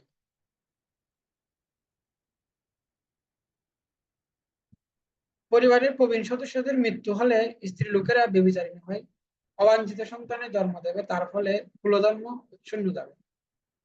তো বলা হচ্ছে যে কি যে কুলক্ষয় সেটা অর্জুন এখানে ব্যাখ্যা করতেছে যে যদি পরিবারের প্রবীণ সদস্যদের যদি মৃত্যু হয় তাহলে স্ত্রী লোকেরা ব্যভিচারিণী হবে এবং অবাঞ্ছিত সন্তানের জন্ম দেবে, তার ফলে কুলধর্ম শূন্য যাবে। বলা হচ্ছে যে যেখানে যুদ্ধ হয়, যুদ্ধটা হয় কি এটা হচ্ছে যে যে শহরের বাইরে কোন একটা জায়গায় সেখানে যুদ্ধ হয়। তো যুদ্ধে যারা বিশেষ করে যারা যুবক তারা সেই যুদ্ধে অংশগ্রহণ করে থাকেন, কিন্তু যারা সমাজের বৃদ্ধ স্ত্রী, আহ, বৃদ্ধ লোক, স্ত্রী এবং শিশু, এই তিনজন কি করে না, তারা কখনো যুদ্ধে অংশগ্রহণ করে না। সেজন্য সেজন্য প্রকৃতপক্ষে এখানে যে অর্জুন বলছেন যে প্রকৃতপক্ষে কুলধর্ম কখনো কি হবে, বিনষ্ট হবে না। যেহেতু কুলধর্ম সেখানে কি করা হচ্ছে না, সেখানে স্ত্রী, বৃদ্ধ এবং শিশু সেখানে অংশগ্রহণ করে না। ভগবত গীতায় পরম ধর্মের কথা বলেছেন কৃষ্ণ। আমরা যেটাকে ধর্ম বলে মনে করি, ভগবত গীতায় পরম ধর্মের কথা বলছেন। আমরা যেটাকে ধর্ম বলে মনে করি সেটি ধর্ম নয়। প্রকৃতপক্ষে ভগবত গীতায় পরম ধর্মের কথা বলা হচ্ছে। ধর্মের বিভিন্ন রকম ব্যাখ্যা আছে। অর্জুনের ধর্মের কথা বলছে, অধর্মের কথা না। অর্জুন ধর্মের কথা বলতে লাগলেন কিন্তু অধর্মের কথা বলতে লাগলেন। অর্জুনের যে ধর্ম সেটা হচ্ছে কি নিজ ইন্দ্রিয় প্রীতিবাঞ্ছা। অর্জুন নিজে সুখের কথা চিন্তা করছেন, সেজন্য বলছে নিজ ইন্দ্রিয় প্রীতিবাঞ্ছা তারে বলে কৃষ্ণ ইন্দ্রিয় প্রীতিবাঞ্ছা ধরে প্রেম। তো অর্জুন তো নিজে চিন্তা করতে লাগলেন, কিন্তু অর্জুন কৃষ্ণের চিন্তা করতে করতে লাগলেন যে কৃষ্ণের ইচ্ছাটা কি সেটা অর্জুন চিন্তা করতে লাগলেন। সেজন্য যে অর্জুন অর্থাৎ নিজে যখন প্রীতিবাঞ্ছা হবে সেটা প্রকৃত ধর্ম। প্রকৃত ধর্ম হচ্ছে যে কৃষ্ণের সন্তুষ্টি বিধান করা। কৃষ্ণ বলছে তুমি এদেরকে মেরে ফেলো, তুমি এদেরকে হত্যা করো। হত্যা করাটা হচ্ছে যে কি যখন কৃষ্ণ যখন বলবেন যে এটা তুমি এদেরকে হত্যা করো তখন সেটাই হবে ধর্ম। কৃষ্ণ যদি বলছে তুমি কি হত্যা করিও না তখন সেটা হচ্ছে অধর্ম। অর্জুন এখানে নিজের সুখে চিন্তা করছেন, সে ধর্ম কৃষ্ণের সন্তুষ্টি বিধান যে ধর্ম। অর্থাৎ অর্জুন এখানে নিজে চিন্তা করতেছেন, কিন্তু বলা হচ্ছে যে কি যে ধর্ম কৃষ্ণের সন্তুষ্টি বিধান করে না সেটা প্রকৃত ধর্ম। আমরা বিভিন্ন রকম ধর্ম অনুশীলন করে থাকি, আহ, দেবতাদের পূজা করে থাকে, পশু বলি হত্যা করে থাকে। যদিও বা সেটা ধর্ম কিন্তু এটা প্রকৃত ধর্ম নয়। প্রকৃত ধর্ম হচ্ছে কি করা, কৃষ্ণের সন্তুষ্টি বিধান করা, এটা হচ্ছে প্রকৃত ধর্ম। তো অর্জুন বলছেন এদের হত্যা করলে পাপ হবে। কৃষ্ণ বলছেন এদের আমি মেনে রেখেছি। কৃষ্ণ আইন মেনে চলাটা হচ্ছে ধর্ম। কৃষ্ণ যখন বলবে তুমি এদের হত্যা করো সেটি সেটি হচ্ছে ধর্ম। অর্থাৎ কৃষ্ণ যখন বলবে তুমি এদেরকে হত্যা করো তখন সেটা হচ্ছে ধর্ম। অর্জুন প্রথমে নিজের সুখে চিন্তা করেছেন। অর্জুন প্রথমে নিজের সুখের চিন্তা করেছেন, আমি এদেরকে হত্যা করলে আমি এই রাজ্য লাভ করলেও আমি কাকে দেখাবো। ধৃতরাষ্ট্রের সঙ্গে থেকে গীতা তো তো অর্জুন চিন্তা করছেন যে আমি যদি রাজ্য লাভ করলে কি হবে, যদি সেটা যদি কেউ যদি না দেখে তাহলে তাহলে কি হবে? তাহলে সে আনন্দ লাভ করতে হবে। তো বলা হচ্ছে কি, ধৃতরাষ্ট্র যখন প্রশ্ন করেছেন তখন সঞ্জয় বলছে কি যে যে কৃষ্ণ কি, সঞ্জয় বলছে কি, সঞ্জয় তখন আহ সঞ্জয় সঞ্জয় সঞ্জয় তখন কি করলেন, বলতে লাগলেন যে যে অর্জুন যুদ্ধ করবে না। তখন ধৃতরাষ্ট্র অত্যন্ত খুশি হয়ে যায়। ধৃতরাষ্ট্র চিন্তা করতে, ধৃতরাষ্ট্র বলছে অর্জুন কত ভালো। আসলে কৃষ্ণ হচ্ছে যে কি, কৃষ্ণ বলছে যে ওকে যুদ্ধ করার জন্য, কৃষ্ণ হচ্ছে যে দুষ্ট, কিন্তু অর্জুন কত ভালো, অর্জুন যুদ্ধ করবে না। যে কিন্তু কৃষ্ণ তাকে উৎসাহ প্রদান করছে যুদ্ধ করার জন্য। তো অর্জুন যুদ্ধ না করাটা যুক্তি নয়, যুদ্ধ করাটা হচ্ছে যে যুক্তিযুক্ত। কৃষ্ণ অর্জুনকে প্রথমে বলছে তুমি কর্তব্য করো। প্রকৃতপক্ষে যুদ্ধ যুদ্ধ না করাটা যুক্তিযুক্ত নয়, যুদ্ধ করাটা হচ্ছে যুক্তিযুক্ত। এবং কৃষ্ণ অর্জুনকে বলতেছে কি তুমি যুদ্ধ করো, কর্তব্য কর্ম করা। অর্থাৎ ক্ষত্রিয়ের ধর্ম হচ্ছে যে যুদ্ধ করা, ক্ষত্রিয়ের ধর্মটা হচ্ছে যুদ্ধ করা। তুমি যদি যুদ্ধ করো তাহলে তাহলে তুমি স্বর্গ প্রাপ্তি হবে। উম, আর এরা সমস্ত ভাব থেকে মুক্ত হবে, এরা ভগবত ফিরে যাবে। সেজন্য অর্জুন যে বলছে যে যুদ্ধ না করাটা যুক্তিযুক্ত, প্রকৃতপক্ষে সেটা নয়। কৃষ্ণ বলছে যে অর্জুন এই যে যে যুদ্ধ করাটা হচ্ছে যুক্তিযুক্ত। যুদ্ধ করলে কি হবে, এরা মৃত্যুবরণ করবে, তখন এরা ভগবত ফিরে যাবে। ক্ষত্রিয় ক্ষত্রিয় ধর্ম অনুসারে ক্ষত্রিয় ধর্ম হচ্ছে যুদ্ধ করা। সেজন্য তোমার ধর্ম হচ্ছে যে যুদ্ধ করা। আর তুমি যদি কি করো, যুদ্ধ না করো, তাহলে এরাও কি সবাই কি করবে, তোমার নিন্দা করবে। তখন তোমার যশ খ্যাতি বিনষ্ট হবে। ক্ষত্রিয় ধর্ম পালন করে তুমি স্বর্গ প্রাপ্তি হবে। কৃষ্ণ প্রথমে অর্জুনকে বর্ণাশ্রম ধর্মের কথা বলছেন। অর্থাৎ কৃষ্ণ এখানে বর্ণাশ্রম ধর্মের কথা বলছেন, যে বর্ণ আশ্রম অনুসারে ক্ষত্রিয় ধর্ম হচ্ছে যে যুদ্ধ করা। সেজন্য তোমার তোমার ধর্ম হচ্ছে কি করা, যুদ্ধ করাটা হচ্ছে তোমার ধর্ম। সাধারণত কৌরবদের হত্যা করলে পাপ হবে না। বলা হচ্ছে যে প্রকৃতপক্ষে তোমার যুদ্ধ করলে পাপ হবে না। কেন পাপ হবে না? তো বলা হচ্ছে যে ক্ষত্রিয় ধর্ম হচ্ছে যুদ্ধ করা। তুমি যদি এদেরকে হত্যা করো পাপ হবে না। কেন বলা হচ্ছে যে কি, মনুসংহিতা বলছে যে 6 জন আততায়ীতে আছে, 6 জন আততায়ীদেরকে যদি কেউ যদি হত্যা করে তাহলে কোনো পাপ হবে না। তো এরা হচ্ছে যে কারা? বলা হচ্ছে যে বিষ প্রয়োগ করে, যে বিষ প্রয়োগ করে, যে ঘরে আগুন লাগায়, যে মারাত্মক অস্ত্র দিয়ে আক্রমণ করে, যে ধন সম্পদ লুণ্ঠন করে, যে অন্যের জমি দখল করে, যে বিবাহিত স্ত্রীকে হরণ করে, এই 6 জন আততায়ীকে হত্যা করলে কোনো পাপ হবে না।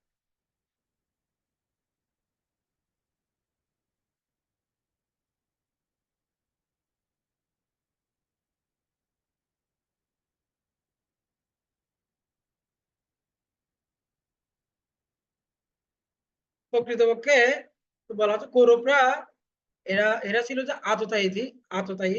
এরা 6টায় পাপ করেছিলেন। তো কৌরবরা ওরা ছয়টায় ছয়টায় এরা এরা 6টি পাপ কর্ম করেছিলেন। সেজন্য এদেরকে হত্যা করলে কোনো কি হবে না, এদেরকে হত্যা করলে কোনো পাপ হবে না। এরা যেমন ধরেন ভীমকে বিষ খাওয়াইছিলেন কিভাবে, দুর্যোধনরা। তারপর হচ্ছে ঘরে আগুন লাগিয়েছিলেন, মারাত্মক অস্ত্র দিয়ে আঘাত করেছেন, এবং ধন সম্পদ লুণ্ঠন করেছেন, এবং অন্যের এদের জমি দখল করেছেন, এবং তাদের বিবাহিত স্ত্রীকে হরণ করেছিলেন। সেজন্য অর্জুন যে যুক্তি দেখাচ্ছে প্রকৃতপক্ষে সেটা সঠিক নয়। যে তাদেরকে হত্যা করলে কি হবে, কোনো পাপ হবে না। কৌরবরা এই 6টি পাপ করেছেন, তাই এদের হত্যা করলে কোনো পাপ হবে না। অর্জুন এখন কুলক্ষয় কথা বলছে। কুলক্ষয় হলে সনাতন ধর্ম বিনিষ্ট হবে। কুলধর্ম মানে, তো এখানে যে অর্জুন যে কুলক্ষয় কথা বলতেছেন, প্রকৃতপক্ষে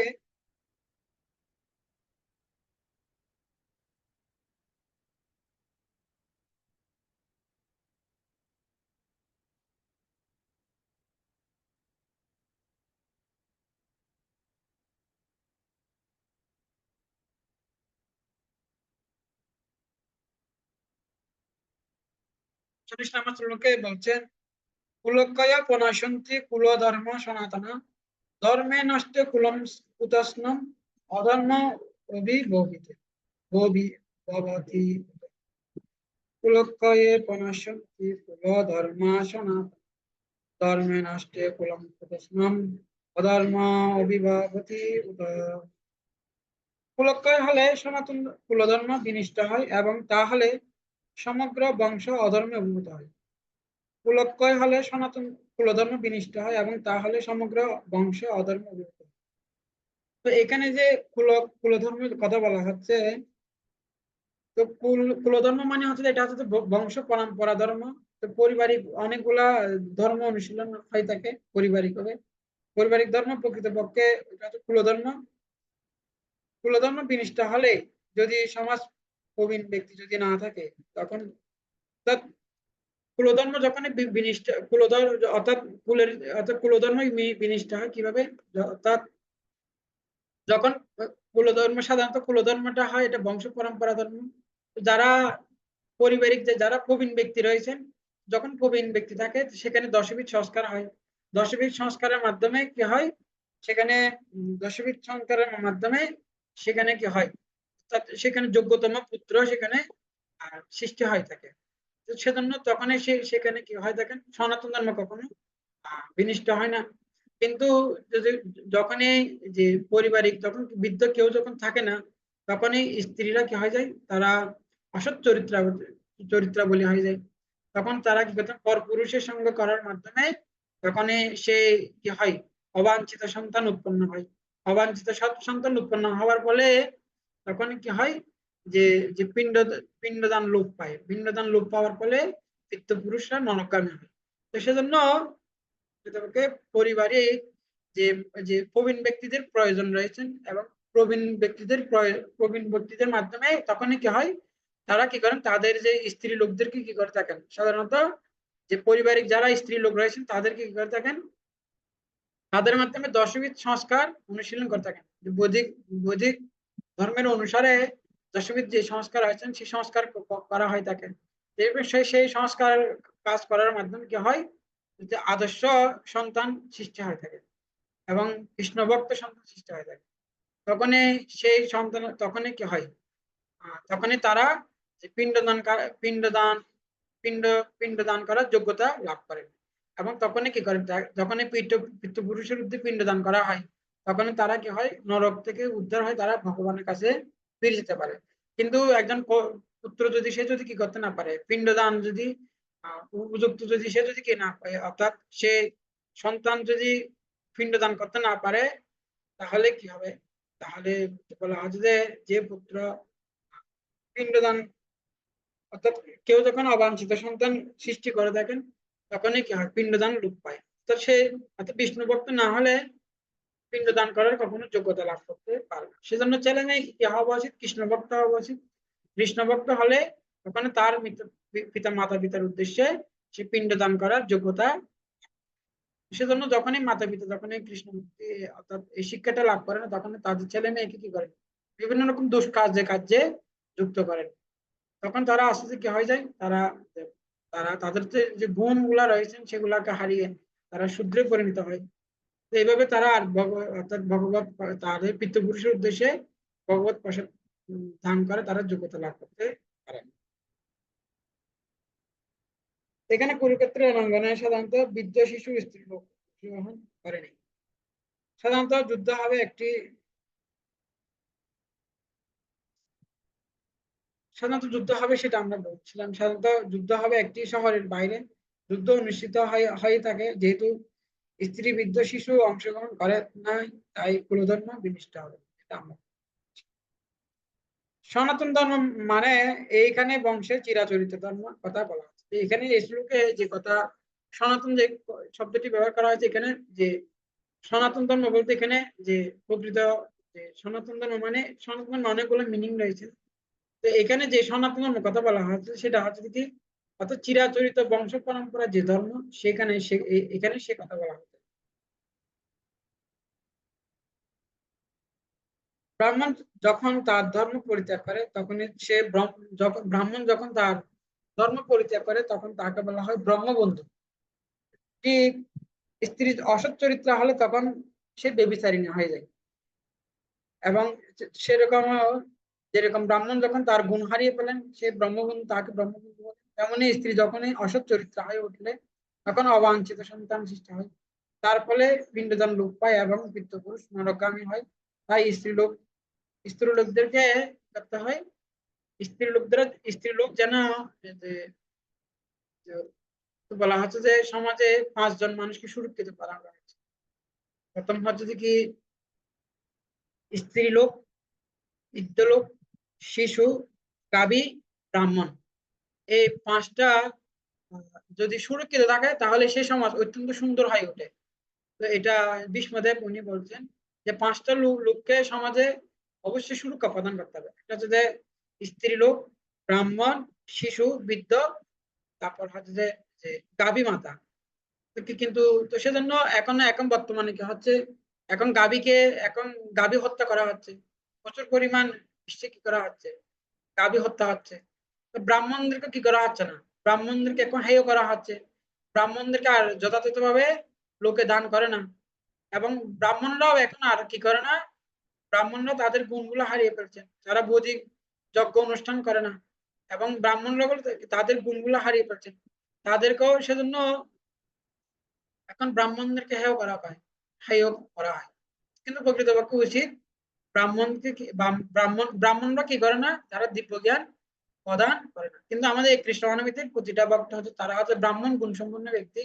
তারা মানুষকে কি প্রদান করা হচ্ছে, তাদের কি ভিতরে ব্রাহ্মণত্ব গুণগুলো রয়েছে এবং তারা সবাইকে ব্রাহ্মণের কাছ থেকে ব্রহ্ম জানা দিতে, যে ব্রাহ্মণের কাজ হচ্ছে যে ব্রহ্মজ্ঞান প্রদান করা, মানুষকে ব্রহ্মজ্ঞান প্রদান করা।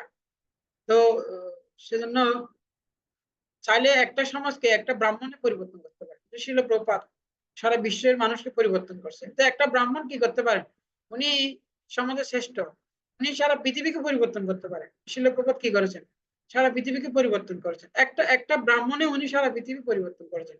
তো এটা হচ্ছে যে ব্রাহ্মণের এক মহৎ চরিত্র বলে। সেজন্য ব্রাহ্মণ যখন এই সমাজে ব্রাহ্মণকে হেয় করা হবে, তখন সে সে সে সমাজ ব্রাহ্মণের যে দিব্য জ্ঞানের অভাবে তারা সম্পূর্ণ কলুষিত হয়ে উঠবেন এবং তারা বিভিন্ন পাপ কাজে যুক্ত হয়ে যাবেন। সেজন্য ব্রাহ্মণের সুরক্ষা প্রদান করা প্রয়োজন। তাদেরকে তাদেরকে যথাযথভাবে তাদেরকে দান করা উচিত। তারা দান করলে কি হবে, তারা সেটা দিয়ে যজ্ঞ অনুষ্ঠান করতে পারবে। সেজন্য কৃষ্ণনবমী থেকে প্রচুর পরিমাণ কি করা উচিত, গৃহস্থ কর্তব্য দান করা, কৃষ্ণনবমী ভক্তদেরকে দান করা উচিত। তো একটা হচ্ছে যে ব্রাহ্মণকে হেয় করা হয়, গাভী হত্যা করা হয়। তারপর স্ত্রীরা হচ্ছে যে এখন বেবিচারিণী হয়ে যাচ্ছে কেন, তো বলা হচ্ছে যে স্ত্রীরা কি করছে, তারা যথাযথভাবে ধর্ম অনুশীলন করে না। সেজন্য স্ত্রীকে অবশ্যই কি করা উচিত, তো স্ত্রীকে তাদেরকে ধর্মীয় বিভিন্ন কাজে সংযুক্ত করা উচিত। তারা যেন কি না হয়, তারা যেন পরপুরুষের কোনো সঙ্গ না করে এবং তারা যখন ধর্মীয় অনুশাসন অনুশীলন করবেন, তখন তাদের তাদের হৃদয় নির্মল হবে, তাদের ইন্দ্রগুলো সংযত হবে। তো সেজন্য স্ত্রী লোকদেরকে অবশ্যই কি করা উচিত, ভগবানের সেবায় সংযুক্ত করা উচিত। তখনই তারা যখন ভগবানের সেবায় সংযুক্ত হবে, তখনই কি হবে, সেখান থেকে কৃষ্ণের সন্তান সৃষ্টি হবে। কৃষ্ণের সন্তান কৃষ্ণের সন্তান কি হবে, সৃষ্টি হবে, কৃষ্ণ ভক্ত তৈরি হবে। সেজন্য স্ত্রী লোকদেরকে অবশ্যই ভগবানের সেবায় সংযুক্ত করা উচিত।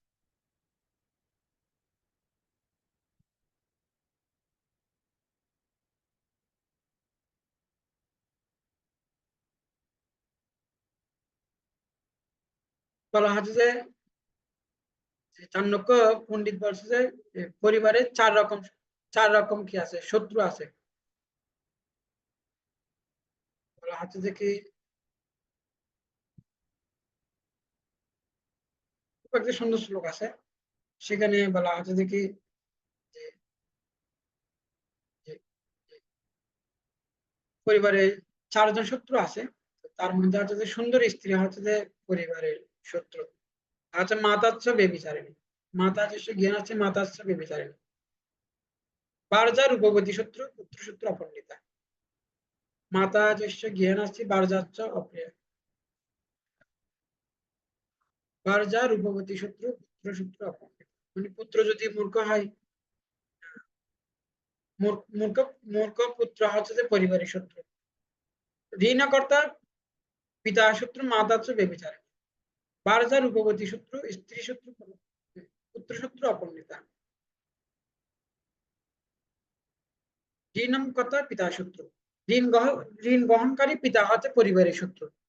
ঋণকর্তা পিতা পিতা শত্রু, মাতা হচ্ছে বেবিচারিণী। তো স্ত্রী যদি মা যদি বেবিচারিণী হয়ে যায়, সে পরিবারের শত্রু। তারপর হচ্ছে কি ঋণকর্তা পিতা শত্রু, মাতা হচ্ছে বেবিচারিণী। বারজা রূপবতী শত্রু, স্ত্রী যদি সুন্দর হয় তাহলে পরিবারের সূত্র।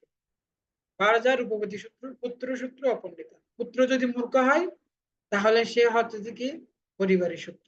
সেজন্য পরিবারের 4 রকমের সূত্র রয়েছে। এবং তারা যদি স্ত্রী লোকদেরকে তাদেরকে যদি কি করা হয়, স্ত্রী লোকদেরকে যদি তাদেরকে যদি ভগবান অর্থাৎ ধর্মীয় অনুশাসন তারা যদি সংযুক্ত থাকে তখন তারা ত্রিগুণের প্রভাব থেকে মুক্ত হতে পারবে। এখন তারা এমনকি পরমহংস শাস্ত্রে অধিষ্ঠিত হতে পারবে, তারা ভগবানের শুদ্ধ ভক্তে পরিণত হতে পারবে। সেজন্য স্ত্রী লোকদেরকে অবশ্যই ভগবানের সেবায় সংযুক্ত থাকা উচিত। অর্জুন এরপরে অর্জুন বলছে ৪৩ নম্বর শ্লোকে,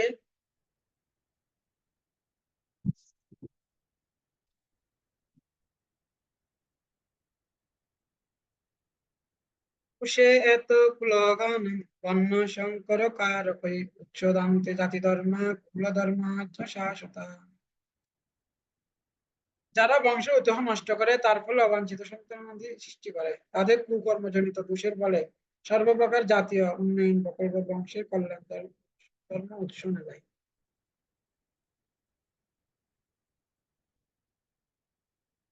এখানে বলছে যে উৎসদান্তে জাতি ধর্ম কুল ধর্ম শাশ্বতা। কৃষ্ণ অর্জুনকে প্রথমে বর্ণাশ্রম ধর্মের কথা বলেছেন, পরে বর্ণাশ্রম ধর্মের ত্যাগের কথা বলছেন। অর্জুনের এই প্রশ্নের উত্তরে অর্থাৎ প্রথমে অর্জুনকে কৃষ্ণ প্রথমে অর্জুনকে বর্ণাশ্রম কর্তব্য কর্ম করতে বলছে, এবার অর্জুনকে কর্তব্য কর্ম ত্যাগ করতে বলছে। কেননা কর্তব্য করা এটা কর্তব্য কর্ম ত্যাগ করা এটা হচ্ছে কি কর্তব্য কর্ম করা এটা হচ্ছে কি এটা হচ্ছে যে বৈকুণ্ঠ লোকের বাহিরে। সেজন্য এখানে এবার কর্তব্য কর্ম ত্যাগ করতে বলছে, যেটাকে কর্তব্য কর্ম যেটা আমরা ধর্ম বলে প্রকৃতপক্ষে এখানে কৃষ্ণ অর্জুনকে পরম ধর্মের কথা ব্যাখ্যা করতেছে। প্রথমে কৃষ্ণ অর্জুন এখানে ধর্মের কথা উত্থাপন করেছেন কৃষ্ণকে। তো এটাও একটু ধর্ম, যে কর্তব্য কর্ম করা সেটা হচ্ছে ধর্ম। যে বংশ পরম্পরা বিভিন্ন ধর্ম রয়েছে, জাতি যে কুল ধর্ম, তারপর হচ্ছে যে জাতি ধর্ম,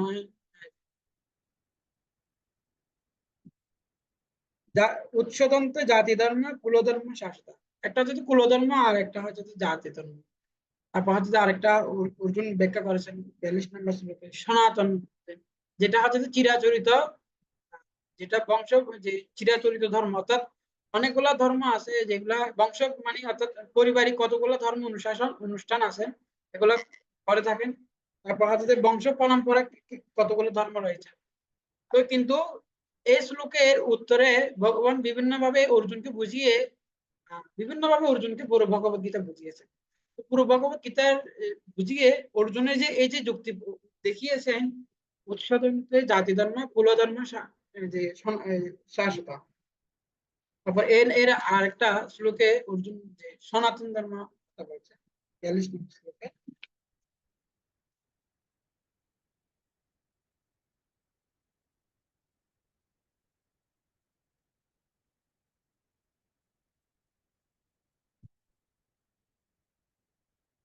কুশেত কুলগানম বন্য শঙ্কর কারকে উৎসদন্তে জাতি ধর্ম কুল ধর্ম।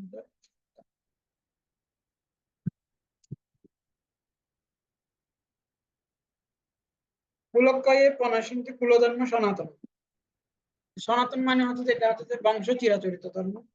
তো এই শ্লোকের যে ৪২ নম্বর শ্লোকের উত্তরে অর্জুন বিভিন্ন ভাবে বুঝিয়ে শেষে ভগবত গীতার শেষে একদম, তো এই শ্লোকের উত্তর হচ্ছে যে পুরো ভগবত গীতার যে শেষ 18 অধ্যায়ের শেষে অর্জুন বলছে কি এই শ্লোকের উত্তরে সর্বধর্মান পরিত্যাজ্য মামেকং শরণং ব্রজ অহং ত্বং সর্বপাপ মুক্ষামিষ মাস। তো এই শ্লোকের উত্তরে ভগবান শেষে বলছে কি তুমি এই সমস্ত ধর্মগুলো কি করো, এই সমস্ত ধর্মগুলো পরিত্যাগ করো, এবং এই যে তোমার যে বর্ণাশ্রম ধর্ম সেটাও কি করো, সেটাও পরিত্যাগ করো। কেননা বর্ণাশ্রম ধর্মের মাধ্যমে জীবনে চরম সিদ্ধি লাভ করা যায় না। তো সেজন্য জীবনের জীবনের উদ্দেশ্য হচ্ছে পরম সিদ্ধি লাভ করা। বর্ণাশ্রম ধর্মের মাধ্যমে কি করা যায় না, পরম সিদ্ধি লাভ করা যায় না। সেজন্য এখানে জাতি ধর্ম কুল ধর্ম তারপর হচ্ছে যে সনাতন ধর্ম এই সমস্ত ধর্মগুলো পরিত্যাগ করতে বলতেছেন। এবং এখানে অর্জুনকে বলছে তুমি এই সমস্ত ধর্মগুলো কি করা পরিত্যাগ করা। হ্যাঁ, সর্বধর্মানুগ পরিত্যাজ্য মামেকং শরণং ব্রজ অহং ত্বং সর্বপাপে মুক্তং নাশামি। তো তুমি এখানে যে সনাতন মানে হচ্ছে যে কুলধর্ম, মানে চিরাচরিত যে যে বংশের যে কুলধর্ম রয়েছে, এই সমস্ত জাতি অর্থাৎ যে যে যে কুলের যে যেগুলা চিরাচরিত ধর্ম আছে সেই ধর্মগুলো কথা বলা হচ্ছে এখানে। এখানে যে ওইরকম ওই ধর্মের কথা বলা হচ্ছে না, আত্মা পরমাত্মার সাথে জীবের যে ধর্ম সে কথা বলা হচ্ছে না। এখানে বংশের যে চিরাচরিত ধর্ম আছে, বংশের ধর্ম, এই ধর্মের কথা বলা হয়। সেজন্য বলছে যে দেহগত সাথে যে সম্পর্কিত, হ্যাঁ, তখন এই সমস্ত ধর্মগুলা পরিত্যাগ করে ভগবানের শরণাগত হওয়ার জন্য ভগবান এখানে বলছে। সাধারণত আমরা, কেননা এটা প্রকৃত মোক্ষ না কেন, একটা জীব সর্বপ্রথমে কি করেন, সে একটা বংশে জন্মগ্রহণ করে, তখন সে আস্তে আস্তে বড় হতে থাকে। বড় হতে হতে হতে সে বিভিন্ন কিছুর সাথে সংযুক্ত হয়, সে বিভিন্ন পারিবারিক বিভিন্ন আচার অনুষ্ঠানের সাথে সংযুক্ত হয়। তখনই সে কি মনে করে, যখন সে মনে করে আমি হলাম এই বংশের অন্তর্ভুক্ত। অর্থাৎ কেউ অথবা হিন্দুর ঘরে জন্মগ্রহণ করছে, সে মনে করছে আমি হলাম হিন্দু। তখন সে কিছু হিন্দু বিভিন্ন ধর্মীয় অনুশাসন মেনে চলে, তখন সে মনে করে আমি হিন্দু। কেউ যখন মুসলমান ঘরে জন্মগ্রহণ করেন, তখন মুসলিম ধর্মের বিভিন্ন অনুশাসনগুলো মেনে চলে, তখন সে আস্তে আস্তে সে মনে করে আমি হলাম মুসলিম ধর্মের অন্তর্ভুক্ত। তো এই এই ধরনের এই সমস্ত ধর্মগুলা ভগবান কৃষ্ণ বলছে এই সমস্ত ধর্মগুলা তুমি কি করো, তুমি পরিত্যাগ করো। তুমি যে আত্মাতে মনোনিবেশ করো, আত্মার যে ধর্ম এটাই অনুশীলন করো। সেজন্য দেহর থেকেও দেহ ধর্ম থেকেও আত্মা ধর্মটা হচ্ছে যে সর্বোৎকৃষ্ট। ভগবান এখানে পরম ধর্মের কথা এখানে বলা হচ্ছে। তুমি এই সমস্ত বর্ণাশ্রম ধর্ম, জাতি ধর্ম, কুল ধর্ম পরিত্যাগ করে আমার শরণাগত হও, তাহলে তুমি সমস্ত ভাব থেকে মুক্ত হবে। কৃষ্ণ বলছে তোমাকে এতক্ষণ যা যা বলছি পুরো প্রকৃতপক্ষে পুরো ভগবত গীতা শুনিয়ে শেষে কৃষ্ণ অর্জুনকে বলতেছে কি, হে অর্জুন, তোমাকে এ পর্যন্ত আমি তোমাকে এখন যা শুনিয়েছি এর থেকে আরো কি করব, উৎকৃষ্ট জ্ঞান তোমাকে প্রদান করবে।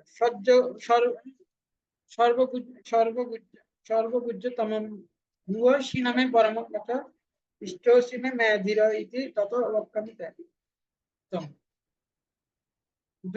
কৃষ্ণ বলছে যে তোমাকে আমি এতক্ষণ যা শুনিয়েছি এর থেকে আমি উৎকৃষ্ট জিনিস তোমাকে প্রদান করবো। সেটা হচ্ছে কি, সর্বধর্মানে পরিত্যাজ্য মামেকং শরণং। যে তুমি সবকিছু ধর্ম পরিত্যাগ করে আমার শরণাগত হও, তাহলে কি হবে, তুমি সমস্ত ভাব থেকে। সেজন্য জীবনে পরম উদ্দেশ্য হচ্ছে ভগবানের সেবা সংযুক্ত হওয়া। তো বলছে যে কি ধর্ম কি অধর্ম, বলছে যে ন ধর্মম ন অধর্মম নিরীক্ষণ কিল গুরু বজে রাধা কৃষ্ণ পরিচর্যা ইহত। অর্থাৎ এই মানব জীবন পেয়ে মানব জীবনের একমাত্র চরম উদ্দেশ্য হচ্ছে যে ভগবান শ্রীকৃষ্ণের সেবা করা। কোন মানে হচ্ছে শুরু, অর্থাৎ এই যে মানব জীবন পেয়েছি, মানব জীবনের চরম উদ্দেশ্য হচ্ছে কি করা, ভগবানের সেবায় সংযুক্ত করা। তো সেখানে এজন্য এখানে পরম ধর্মের কথা ব্যাখ্যা করা হচ্ছে। এটা শ্রী চৈতন্য মহাপ্রভু তার একজন পার্ষদ রায় রামানন্দের মাধ্যমে সে কথা উনি উনি প্রতিষ্ঠা করছেন। তো একসময় রায় রামানন্দ রায় উনি চৈতন্য মহাপ্রভু উনি এখানে গদাবরী তীরে গিয়েছেন, এখন রায় রামানন্দের সাথে সেখানে সাক্ষাৎ। এখন রায় রামানন্দ বলতে লাগলো, নমস্কার কইলা রায় প্রভু কইলা লিঙ্গনে, দুইজনে কৃষ্ণ কথা কহ রহস্থানে, কয় রহস্থানে। নমস্কার কইল রায় কইল আলিঙ্গনে, দুইজনে কৃষ্ণ কথা কয় রহস্থানে। প্রভু কহে পর শ্লোক সাধ্যের নির্ণয়, রায় কহে সর্ব স্বধর্ম আচরণে বিষ্ণু ভক্তি হয়। তো চৈতন্য মহাপ্রভু এখানে পরম ধর্মের কথা প্রতিষ্ঠা করার জন্য রায় রামানন্দকে বলতে লাগলেন যে তুমি শাস্ত্র থেকে একটা উৎকৃষ্ট একটা শ্লোক বলো, যেটা হচ্ছে যে মানে শাস্ত্রীয় সবচেয়ে উৎকৃষ্ট একটা শ্লোক বলো। তো তখন এই রায় রামানন্দ রায় উনি বিচার করে, এই সমস্ত শাস্ত্রকে বিচার করে উনি একটা শ্লোক বলছেন যে কি, রায় কহে স্বধর্ম আচরণে বিষ্ণু ভক্তি হয়। তো এখানে চৈতন্য মহাপ্রভুকে বলতে লাগলেন যে এই যে বর্ণাশ্রম ধর্ম অনুশীলন করার মাধ্যমে অর্থাৎ বিষ্ণু ভক্তি হয়।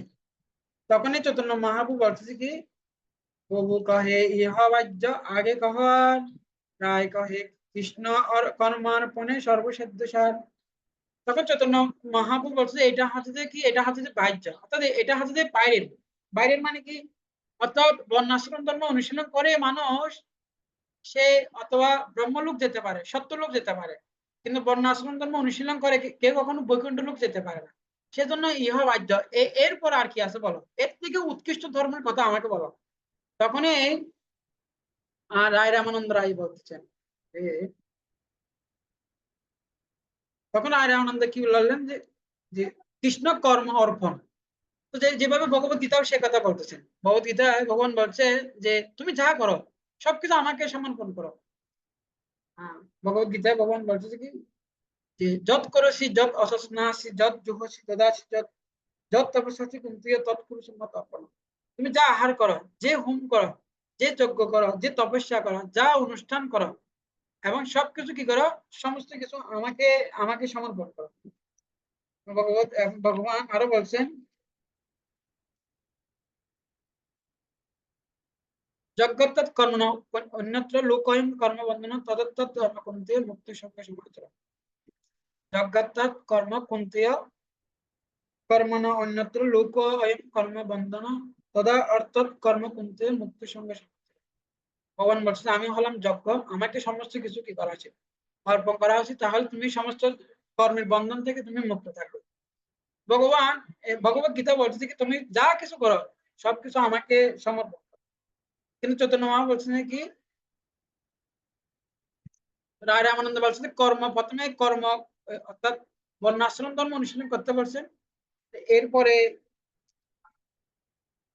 কর্ম ত্যাগ, বর্ণাশ্রম ধর্ম পরে বলছে চৈতন্য মহাপ্রভু বলছে এটা হচ্ছে যে ইহা বাহ্য, অর্থাৎ বর্ণাশ্রম ধর্ম অনুশীলন করে কোথাও মানুষ কোথায় যেতে পারে, ব্রহ্মলোকও যেতে পারে না, এটা তো বৈকুণ্ঠ লোকও যেতে পারে না, সেজন্য এটা বাহ্য।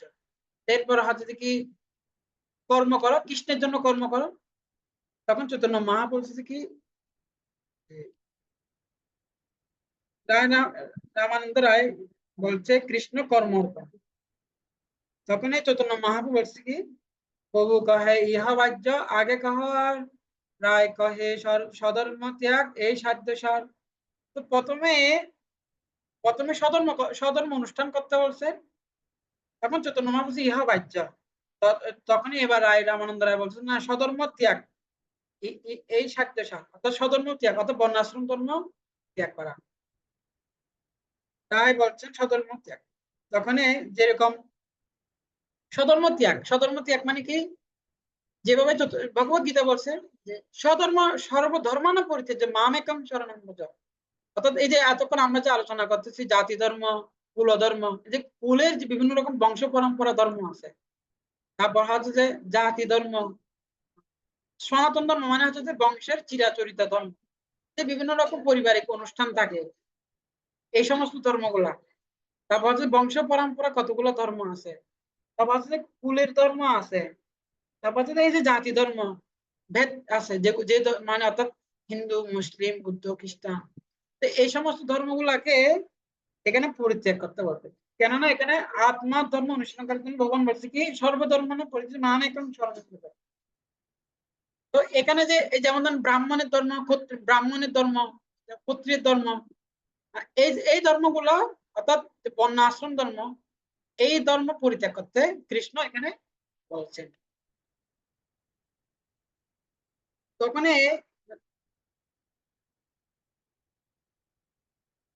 তো শ্রীমদ ভাগবতমে সে একটা নারদ মুনি একটা শ্লোক বলছেন, বলছে যদা দুশ্চ অনুগৃহাতি ভগবান আত্মনি আত্মন ভাবিতাম সজাহাতি মতিম লোকে বেদে চরি সপরিনিষ্ঠি।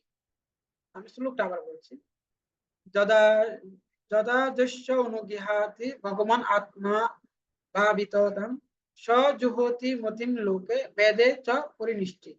নারদমণি বলছে কেউ যখন ভগবানের সেবায় যুক্ত হন তখন তিনি সর্বপ্রকার জাগতিক ধর্ম এমনকি বৈদিক শাস্ত্রে নির্দেশিত সমস্ত ধর্ম পরিত্যাগ করেন, এইভাবে তিনি ভগবানের প্রেম হিসাবে যুক্ত হন।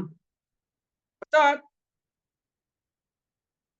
একজন ভক্ত উনি কি করে থাকেন, তিনি ভগবানের সেবায় যুক্ত হওয়ার জন্য সমস্ত জাগতিক ধর্মগুলো পরিত্যাগ করেন, এমনকি বৈদিক শাস্ত্রের নির্দেশ পর্যন্ত উনি সবকিছু পরিত্যাগ করে কেবলমাত্র উনি ভগবানের প্রেমময় হিসাবে যুক্ত হয়।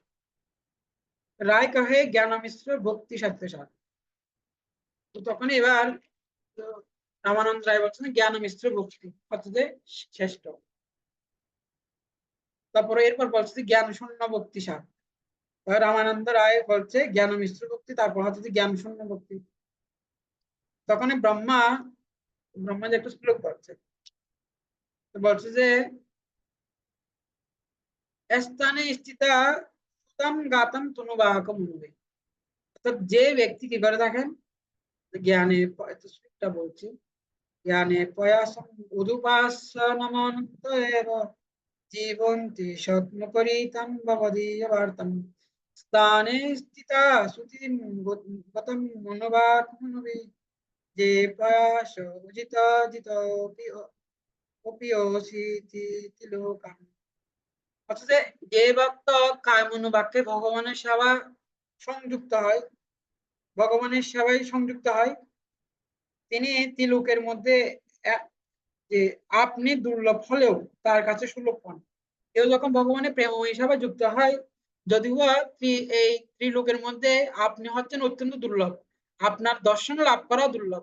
যোগীরা আপনাকে হাজার হাজার বছর তপস্যা করো, যাকে দর্শন করতে পারে না, দর্শন করতে পারে না, কিন্তু ভক্ত কি করে থাকেন কায় মনোবাক্যে কেবলমাত্র আপনার সেবা যখন সে কি হয়, সে আপনার সেবা করার জন্য ঔকান্তিকতা হয়, তখনই যদিও আপনি আপনি হচ্ছে যে যোগীদের পক্ষে অত্যন্ত দুর্লভ, তারা দর্শন লাভ করতে পারে না, কিন্তু সেই দুর্লভ যে আপনি সে ভক্তের কাছে অত্যন্ত সুলভ হয়ে ওঠেন, যদিও আপনাকে জয় করা যায় না। এখানে বলছে কি অজিত জিত ওপি অসিতে তিলুকাম, যদিও আপনি হচ্ছে যেন অজিত, আপনাকে জয় করা যায় না, কিন্তু ভক্তির মাধ্যমে আপনাকে জয় করা যায়। এখানে সে কথা বলা রায় কহে প্রেম ভক্তি সার। এরপরে রায় রামানন্দ রায় হচ্ছে প্রেম ভক্তি সার। ওখানে শ্রী চৈতন্য মহা বলছে ইহা হয়, এটা যখন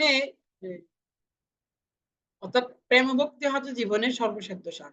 এভাবে পরম ধর্মকে প্রতিষ্ঠা করে, অর্থাৎ ভগবানের প্রেমময় হিসাবে যুক্ত হওয়া, এটা হচ্ছে জীবনের পরম সিদ্ধি। কেননা ভগবানের প্রেমময় হিসাবে যুক্ত হওয়ার মাধ্যমে জীব জড় জগতের বন্ধন থেকে মুক্ত হয়ে ভগবত নামে ফিরে যেতে পারে। যতক্ষণ পর্যন্ত জীব ভগবানের সেবা যুক্ত হবে না, সে সে যত রকম ধর্ম অনুশীলন করুক না কেন, এই সমস্ত ধর্ম অনুশীলন করলেও তাদের জীবনের কোনো সে জীবনে সে সিদ্ধি লাভ করতে পারে না। সমস্ত তখন এই সমস্ত ধর্ম অনুশীলন করলেও কালের ভাবে সবকিছু কি হয়ে যায়, বিনিষ্ট হয়ে যায়। এ ধর্ম অনুশীলন করলেও মানুষের কোনো মঙ্গল হয় না। কেবলমাত্র ভগবান শ্রী মুকুন্দ সেবা করার মাধ্যমে জীবের পরম মঙ্গল অনুষ্ঠিত হয়ে থাকে। সেজন্য এখানে রায় রামানন্দ রায় বলছেন প্রথমে সধর্ম করতে বলছেন, তারপর সধর্ম ত্যাগ করতে বলছেন, এরপর হচ্ছে কি সধর্ম, প্রথমে সধর্ম, এরপর হচ্ছে যে সধর্ম ত্যাগ করতে বলছেন, তারপর হচ্ছে কি কৃষ্ণ কর্ম অর্পণ, তারপর হচ্ছে যে কৃষ্ণ যে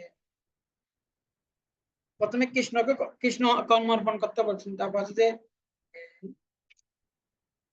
কৃষ্ণ, তারপর হচ্ছে যে কি সধর্ম ত্যাগ, এরপর প্রথমে সধর্ম আচরণ, তারপর হচ্ছে সধর্ম ত্যাগ, তারপর কৃষ্ণ কর্মার্পণ, তারপর হচ্ছে জ্ঞান মিশ্র ভক্তি, তারপর হচ্ছে কি যে জ্ঞান শূন্য ভক্তি, অর্থাৎ জ্ঞান হচ্ছে জ্ঞান মিশ্র ভক্তি আর জ্ঞান শূন্য মানে জ্ঞান শূন্য ভক্তি। জ্ঞান শূন্য মানে কি, অর্থাৎ কেউ কেউ কি করে থাকেন যে ভগবানকে নির্বিশেষ আরাধন নির্বিশেষ রূপে উপাসনা করে থাকেন, এটা হচ্ছে কি যে জ্ঞান শূন্য ভক্তি, আর হচ্ছে কি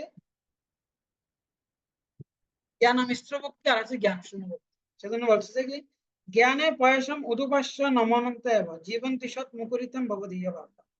কিন্তু কেউ যদি ভগবানের সেবায় পরম ভগবানের ভগবান হচ্ছে যে কি যে উনি হচ্ছে নির্বিশেষ ব্রহ্মের উৎস, উনি হচ্ছে তো পরমাত্মারও উৎস।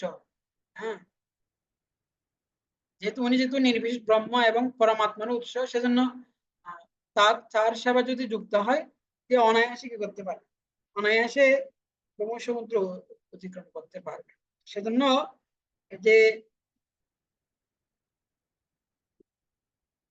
ছিল রূপ গোস্বামী পাদ, উনি সুন্দর একটা শ্লোক বলছেন, সেখানে বলছে কৃষ্ণ ভক্তি রসভাবিতার মধ্যে ক্রিয়তম যদি আপন লভ্যত্রে তত্র লুলম অপিমূলম একটম একলম জন্ম কোটি সুকৃতি ন লভ্যতে। তো ছিল রূপগোস্বামীপাদ, উনি বলছে কি যে কৃষ্ণ ভক্তি এই যে আমরা যে এখন লাভ করতে পারছি, এটা জন্ম কোটি সুকৃতি না লভ্যতে, এটা শত কোটি জীবনে সুকৃতির ফলও লাভ করা যায় না। কিন্তু তুমি যখনই যেটা এটা যেখানে ভাবে তৎক্ষণাৎ সেটা সাথে সাথে ক্রয় করে নেবে। সেজন্য আমাদের ক্রিয়াদাম যদিও কোনো লভ্যতে তত্ত্ব লুলভ, কিন্তু একটা জিনিস দিয়ে বিনিময়ে সেটা কিনে নিতে হবে, সেটা হচ্ছে লোভ। অর্থাৎ কৃষ্ণ ভক্তির প্রতি তোমার লোভ থাকা উচিত। এই লোভ, লোভ হচ্ছে যে ক্রয়, অর্থাৎ লোভের লোভ দিয়ে তোমাকে কি করতে হবে, সেটা কিনে নিতে হবে। যখনই যেখানে পাবে তৎক্ষণাৎ সে কৃষ্ণ মহানামিতটা তোমাকে সাথে সাথে ক্রয় করে নিতে হবে, কেননা সেটা হচ্ছে অত্যন্ত দুর্লভ। এটা এত দুর্লভ, এটা শত কোটি জীবনের সুকৃতির ফলে সেটা লাভ করা যায় না। সেজন্য বলছে কৃষ্ণ ভক্তির রসভাবিতার মধ্যে ক্রিয়তাম যদিও পুনঃ লভ্যতে তত্র লুলম অপিমূলম একলম জন্ম কোটি সুকৃতিন লভ্যতে। যে ভক্তিটা সুকৃতির বলেও লাভ করা যায় না, সেজন্য বলছে ব্রহ্মাণ্ড দমিতে দমিতে কোনো ভাগ্যবান গুরু কৃষ্ণ পাশে ভাই ভক্তি লতার বেশি। তো অর্জুন গীতা শ্রবণ করে মোহ থেকে মুক্ত হয়েছেন। কৃষ্ণ জিজ্ঞেস করছেন তুমি কি গীতা শুনে কি তোমার একা তুমি কি মোহ থেকে মুক্ত হয়েছ? তখন অর্জুন বলছে কি হ্যাঁ, নষ্ট মোহ শীতে লব্ধ তৎপশ্চাৎ মায়া উচ্যতে স্থিতস্মি গত সন্ধ্যা করিষ্য বচন তব। অর্জুন বলছেন যে কৃষ্ণ, আমি তোমার থেকে গীতা শ্রবণ করে আমার সমস্ত মোহ দূর হয়েছে। এখানে আপনি শ্লোকটা দেখবেন 18 অধ্যায়ে 73 নম্বর শ্লোকে এখানে বলছে কি যে কার কি পায়, তোমার কি পায়, নষ্ট মোহ স্থিতি লব্ধ তৎপশ্চাৎ। পশ্চাৎ মানে কি, আমি মোহ থেকে মুক্ত হয়েছি কিন্তু তোমার আশীর্বাদে। সেজন্য বলছে ঈশ্বরে কি পালে হইলে যাহারে সে ঈশ্বর তত্ত্ব জানিবার পারে। ভগবানের ফলে ভগবানকে জানা যায়। যেরকম সূর্যকে সূর্যের আলোর মাধ্যমে সূর্যকে দেখা যায়, তো আমরা সূর্যের আলোর মাধ্যমে নিজেকে দেখতে পাই, ঠিক সেরকমও ভগবানের কৃপার মাধ্যমে ভগবানকে জানা যায়। ভগবানকে আমাদের জানার কোনো শক্তি নেই, ভগবান আমাকে জানালে আমি ভগবানকে জানতে পারবো। এই জন্য অর্জুন বলছে তোমার কৃপাতে আমার মোহ দূর হয়েছে, তৎপশ্চাৎ মায়া উচ্যতে। আর হ্যাঁ, হ্যাঁ, নষ্ট মোহ স্মৃতি লব্ধ তৎপশ্চাৎ মায়া উচ্যতে স্থিতস্মি গত সন্দেহ। আমি এখন স্মৃতি লাভ করছি। স্মৃতি মানে কি, এই যে জীবের স্বরূপ বা কৃষ্ণের নিত্য দাস, আমি যে ভগবানের তোমার দাস, সেটা আমি উপলব্ধি করতে পারছি। অর্থাৎ কেউ সারা জীবন সেই ভগবত গীতা পড়তে পারে, কিন্তু গীতা পড়েও যদি বুঝতে না পারে আমি হলাম কৃষ্ণের দাস, তাহলে সে সারা জীবন গীতা পড়াটা বিতা যাবে। ভগবত গীতার মূল লক্ষ্য হচ্ছে কি, সমস্ত জীব হচ্ছে ভগবানের দাস। এই কথা যদি বুঝতে যদি না পারে, তাহলে তার গীতা পড়াটা সম্পূর্ণরূপে বৃথা হয়ে যাবে। এই জন্য অর্জুন বলছে কি আমি স্মৃতি লাভ করছি। স্মৃতি মানে কি, যেভাবে সনাতন গোস্বামী প্রশ্ন করতেছে, জীবের স্বরূপ হয় কি, কে আমি কেন আমি যারে তাপত্র ইহা নাহি জানি কেমন হইতে হয়। চৈতন্য মহা বলছে জীবের স্বরূপ হয় কৃষ্ণের নিত্য দাস, আমরা হলাম ভগবানের দাস। এটা আমি যদি গীতা পড়ে যদি এই জিনিসটা যদি বুঝতে না পারি, তাহলে আমার গীতা পড়াটা বৃথা যাবে। এখন আমরা মনে করতেছি কি আমরা হলাম যে বিভিন্ন টাইটেল, অথবা কেউ বলতেছে কি আমি হলাম আমি হলাম না, আমি হলাম বিভিন্ন রকমের টাইটেল গুলো তারা বলে থাকে। কিন্তু এটা কিন্তু এটা কিন্তু প্রকৃত ভগবত গীতার মূল শিক্ষা নয়। ভগবত গীতার মূল শিক্ষা হচ্ছে সবাই হচ্ছে ভগবান দাস। কেউ বলছে আমি কাশ্যপপুত্র, কেউ বলছে আমি বরদাস পুত্র, কেউ বলছে আমি মদগুল্ল পুত্র, কেউ বলছে আমি শিবপুত্র। তারপর বিভিন্ন আরো রকম আরো অনেকগুলো টাইটেল আছে দেয়। তারপর কি চৌধুরী আছে, মিত্র, হ্যাঁ, এরকম অনেকগুলা বিভিন্ন রকম টাইটেল। কিন্তু এগুলা কিন্তু সনাতন ধর্মের প্রকৃত জ্ঞান। প্রকৃত সবাই হচ্ছে ভগবানের দাস। এই এই জিনিস এই শিক্ষাটা আমাদেরকে উপলব্ধি করতে হবে। যদি উপলব্ধি করতে না পারি, আপনার গীতা পড়াটা কেবল সময় বহি কেবলম, কেবল সময় অপচয় হচ্ছে। এই জন্য হ্যাঁ ভাগবতম বলছে দৈশ্যম্ব শ্রী মানায়ম কৃষ্ণ পরম পুরুষে ভক্তি উৎপাদিত পুংসম সুখ মোহ ভয় অপহা। ভগবত এই যে যদি আমরা যদি গীতা ভাগবতম শ্রবণ করি, তাহলে কি হবে, সুখ ও মোহ ভয় তিনটা জিনিস থেকে মুক্ত হবেন। সুখ, অর্জুন সুখ থেকে মুক্ত হয়েছেন, মোহ থেকে মুক্ত হয়েছেন, ভয় ভয় থেকে মুক্ত হয়েছেন, পাপের ভয়। অর্জুন বলছে হত্যা করলে পাপ হবে। এইভাবে আমরা দেখতে পাই অর্জুন ভগবত গীতা শ্রবণ করার মাধ্যমে তিনটা জিনিস থেকে মুক্ত হয়েছে, সুখ মোহ ভয়। সুখ হচ্ছে যে অতীতের জন্য, বর্তমানের জন্য হচ্ছে যে মোহ, আমরা সবাই মোহগ্রস্ত হয়ে আছি। ভয় হচ্ছে যে ভবিষ্যতের জন্য, আমার ভবিষ্যতে কি হবে, আমাকে কে দেখবে, ভবিষ্যতের জন্য ভয়। কিন্তু কেউ যদি ভগবত গীতা শ্রবণ করে, তিনটা জিনিস থেকে মুক্ত হয়, সুখ মোহ ভয়, তিনটা জিনিস থেকে সম্পূর্ণরূপে সে মুক্ত হয়ে যায়। তখনই ভক্ত বুঝতে পারে কি অবশ্যই লক্ষ্মী কৃষ্ণ বিশ্বাসে ভালো, কৃষ্ণ আমাকে রক্ষা করবে। তখনই সে আর কোনো কি হয় না, সে মোহগ্রস্ত হয় না। সেজন্য কৃষ্ণের প্রতি ভক্তি করার মাধ্যমে সুখ মোহ ভয় থেকে মুক্ত হন। এইভাবে অর্জুন গীতা শ্রবণ করে তার সমস্ত মোহ থেকে দূর হয়েছেন। এই দুজনের দৃষ্টান্ত, এভাবে অর্জুন আমরা দেখতে পাই সমস্ত মোহ থেকে মুক্ত হয়েছেন। তো আমরা দুইটা দৃষ্টান্ত দেব, একটা হচ্ছে যে ধৃতরাষ্ট্র আর একটা হচ্ছে অর্জুন। তো দুর্যোধন দুজনে মোহগ্রস্ত হয়ে উঠেন, অর্জুনও মোহগ্রস্ত হয়ে উঠেন, ধৃতরাষ্ট্র মোহগ্রস্ত হয়ে উঠেন। তো দুজনের মধ্যে পার্থক্য কি? তো বলা হচ্ছে যে কি অনেক সময় ভক্ত মোহিত হয়ে যায়, অভক্ত মোহিত হয়ে যায়। পার্থক্য হচ্ছে কি? তো বলছে অর্জুন মোহগ্রস্ত হয়েছেন, এর থেকে ভগবত গীতা রূপ মাখন উৎপন্ন হয়েছেন। অর্জুন মোহগ্রস্ত হয়েছেন এবং কৃষ্ণ অর্জুনকে ভগবত গীতা রূপ মাখন দিয়েছেন। আর ধৃতরাষ্ট্রের মোহ থেকে যুদ্ধ শুরু হয়েছে। তো জাগতিক মানুষ মোহগ্রস্ত হয়, এদের থেকে যুদ্ধ হয়। সারা পৃথিবীর মানুষের এখন কি হচ্ছে, প্রতিটা ব্যক্তি টু ব্যক্তি, পরিবার টু পরিবার, সমাজ টু সমাজ, দেশ টু দেশ, দেশে দেশে সারা বিশ্ব জুড়ে কি হচ্ছে, সংঘাত হচ্ছে। কেন সংঘাত হচ্ছে? জাতি জাতিতে যুদ্ধ হচ্ছে। এই সমস্ত যুদ্ধের কারণ হচ্ছে যে কি, বলছে এই জগতে দুইটা শব্দ হচ্ছে যে খুব খারাপ। এটা হচ্ছে কি, একটা হচ্ছে মম,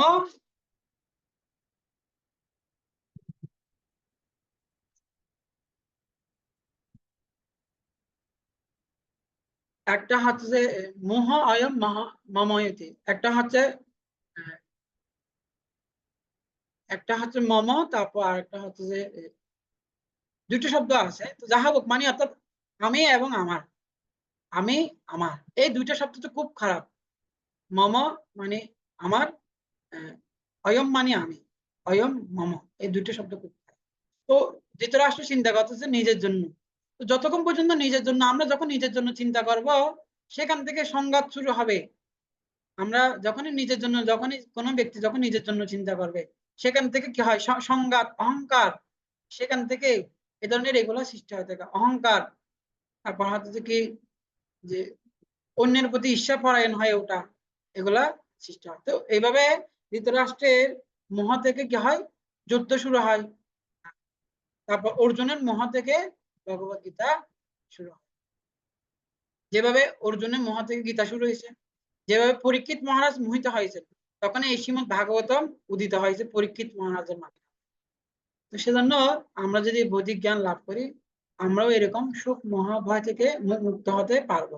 তো এইভাবে প্রথমে অর্জুন মোহিত হয়ে গেছেন, পরবর্তীতে কি করেছেন, গীতা শ্রবণ করে অর্জুন আবার যুদ্ধে যুক্ত হয়েছে।